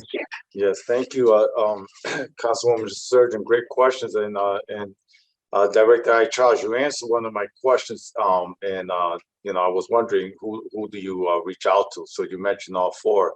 And my other question though is Habitat for Humanity. This question may be for Chris McKelvey, but do you partner with, for example, with the land bank at all? Have conversations to acquire some of the property from the land bank, or work together to create housing? Yes, absolutely. We speak fairly regularly with their team to see if there's any properties that we can collaborate on developing together. I know right now we've been talking to them about potential rehab opportunities. for existing vacant single-family homes that could be redeveloped. And basically, our most recent conversations have just been around how to navigate and create a partnership together, because we have different funding sources, and as such, we each are required to hire certain contractors or follow certain regulations. And so trying to find the balance between who's going to do what in managing the revitalization of certain properties. But yes, we are speaking with them regularly. And if I may, I apologize, I misspoke when I was talking to Councilwoman Surgeon. I've been looking at budgets today for one of our duplex properties, which will be building on Barber Street. And that one's the budget for $300,000. The single family houses that we'll be developing on these particular parcels are $200,000 in development costs. Okay, thank you. Thank you for that, Mr. McKelvey. Of course. Councilman Sanchez? Yes, Go ahead, Director If Howard. I may, thank you. Just to point out that the 159 Capon Street is a lot next to 165 Capon Street, which is a structure that the city transferred over to land bank that transferred recently in January. If you look online, it still says City of Hartford. And so there is a land bank parcel that is adjacent to this other site. And I'd also like to point out that in our relationship with the land bank, we do encourage the land bank through our MOU to work with our partners like Habitat, NINA, and SINA when it comes to the redevelopment of properties within the land bank as well. Thank you. Any other questions or comments from my colleagues? Councilman Gale? Yeah, just one question. I'm just intrigued by the purchase prices here being so specific, $3,614.50. And I'm just wondering how in the world did we come up with these numbers? Sure.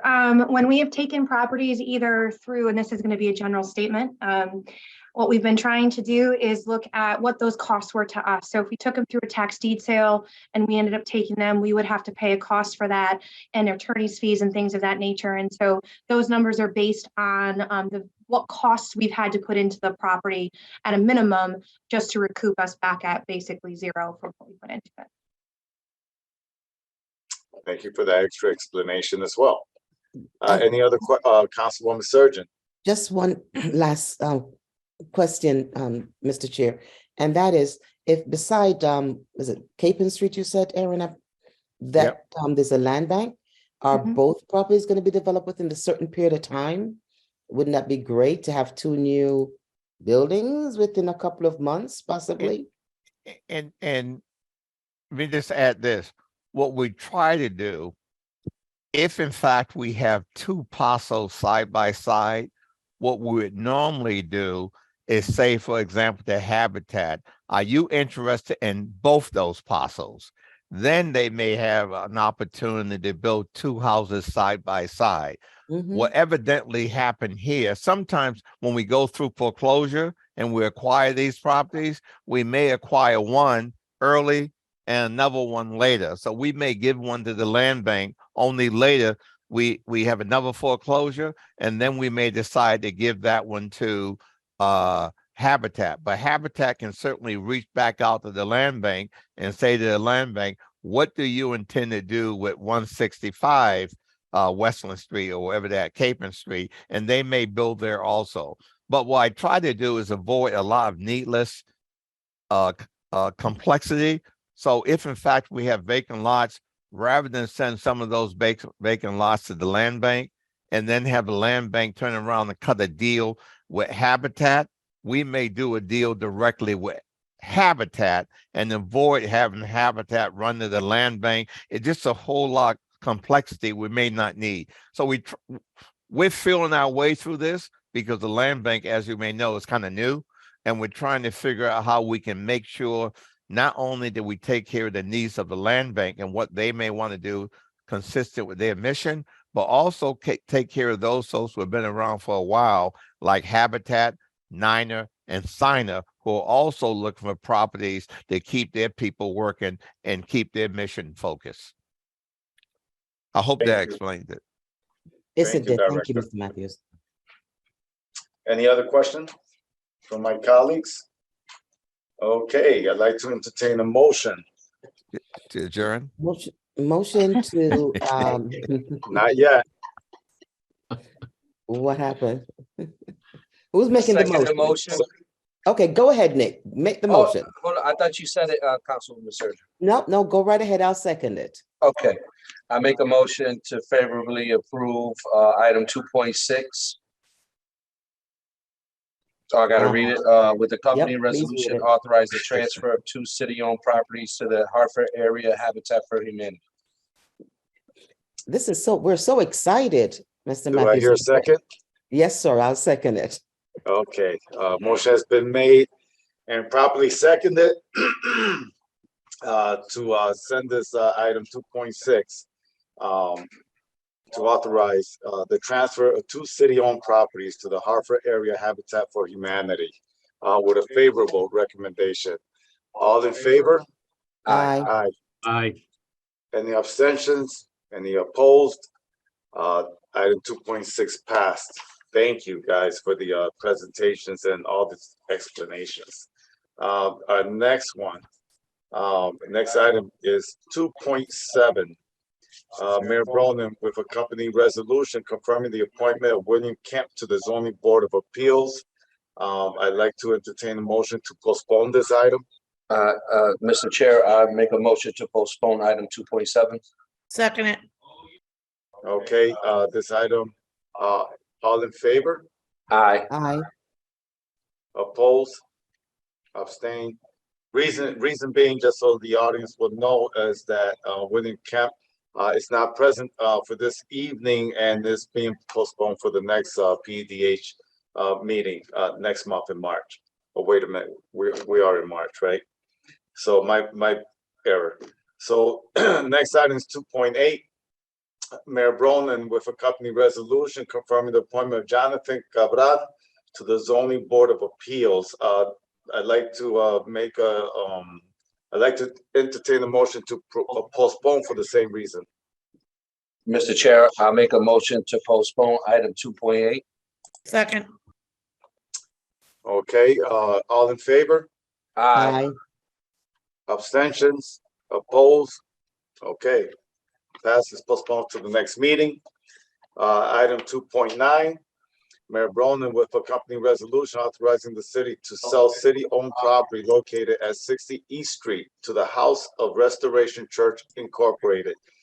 They have a public hearing Monday, March 20th, 2023 at 7 p.m. and an 8:24 review. So due to that, I'd like to entertain a motion to postpone. Mr. Chair, I make a motion to postpone item 2.9. Second. Okay, motion's been made properly second. All in favor? Aye. Aye. Abstentions? Opposed? Okay, it'll be postponed to the next meeting. The following item is 2.10. Mayor Bronin with a company resolution authorizing the city to sell city-owned property located at 15 Grand Street to the Charter Oak Health Center. This one also has a public hearing on Monday, March 20th, 2023 at 7 p.m. and a 8:24 review from zoning. Can I entertain a motion to postpone? Mr. Chair, I make a motion to postpone item 2.10. Second. Thank you. A motion has been made and properly second. I'll all double in second favor? because this is not going to be all night long now, I see. So all in favor? Aye. Okay. Mr. Chair, Any I abstentions? do have a couple more questions since Councilman Gale, has given me a little bit longer I can speak. Okay, So so since we have let's go Mr. through with Matthews this. here, I do have a couple more questions, we could talk to the Development Service Director. Would that be okay with you, Councilman Gale? Absolutely. Of course. Well, it's fine with me. How about you, Councilman Gale? So let's Yeah, go no, through no. with this motion. So all in favor? Aye. Aye. Okay, opposed, abstention. Okay, it's postponed to the next PEDH meeting. And okay, Councilman LeBron. So through you, Mr. Chair, I just want to acknowledge your service for 7+ years to the city of Hartford. Councilman Sanchez, congratulations on your newly elected position to state representative. Here. Here, here. The- And Congratulations. the sixth district is blessed to have you. We're losing you as a citywide council person, but again, the sixth district is blessed to have you. You're a champion, you're dogged in your approach, and you're very intentional. And so the state capital better watch out because Jimmy Sanchez is on the way. Oh, Thank no, you you so know, I would much. say, you know what I would say, Councilman LeBron? Yes. Mirror better watch out. Oh, Yeah. Dog it. I So- like that word. So Councilman Sanchez, congratulations, and we're gonna miss you. You know, it's kind of bittersweet for me. I come in here, I asked, you know, my executive assistant Noelia to just pack up some things, and I see everything piled up on my desk, and it just hits me. Boom! This, you know, this is home. This is Yeah. where I started. I started with, you know, the NRZ, our town committees, and I'm so grateful to all of our town committees for everything that they do and for their support and endorsing me from day one. You know, and even though I'm moving up at the state level, I'm not going away, guys. I'm coming back. Hi, Charles. God help us. God help Mr. Matthews. I will be over here because, like I said, it is home. And thank you all for your service. Yeah. And thank you for, you know, your acknowledgement of me and your support has been awesome. Working with you, it's been awesome being the chair of the Planning Economic Development Housing Committee, as well as co-chair for Public Safety and Quality of Life and others, other committees. So I won't keep this long. So I know you have a conversation you want to have with Development Services. So I'm gonna not stop the recording for this, or you know, because it's still a public event. So That's okay. That's okay. So we'll tomorrow is another day. okay, all right. So thank you, everyone. Have a beautiful evening, and looking forward to continue my work with you guys from the state coming down here. Good luck, Councilman. Thank Good you. Good luck. luck, Councilman. Good luck. Good luck. Congratulations. Thank you. Bye-bye.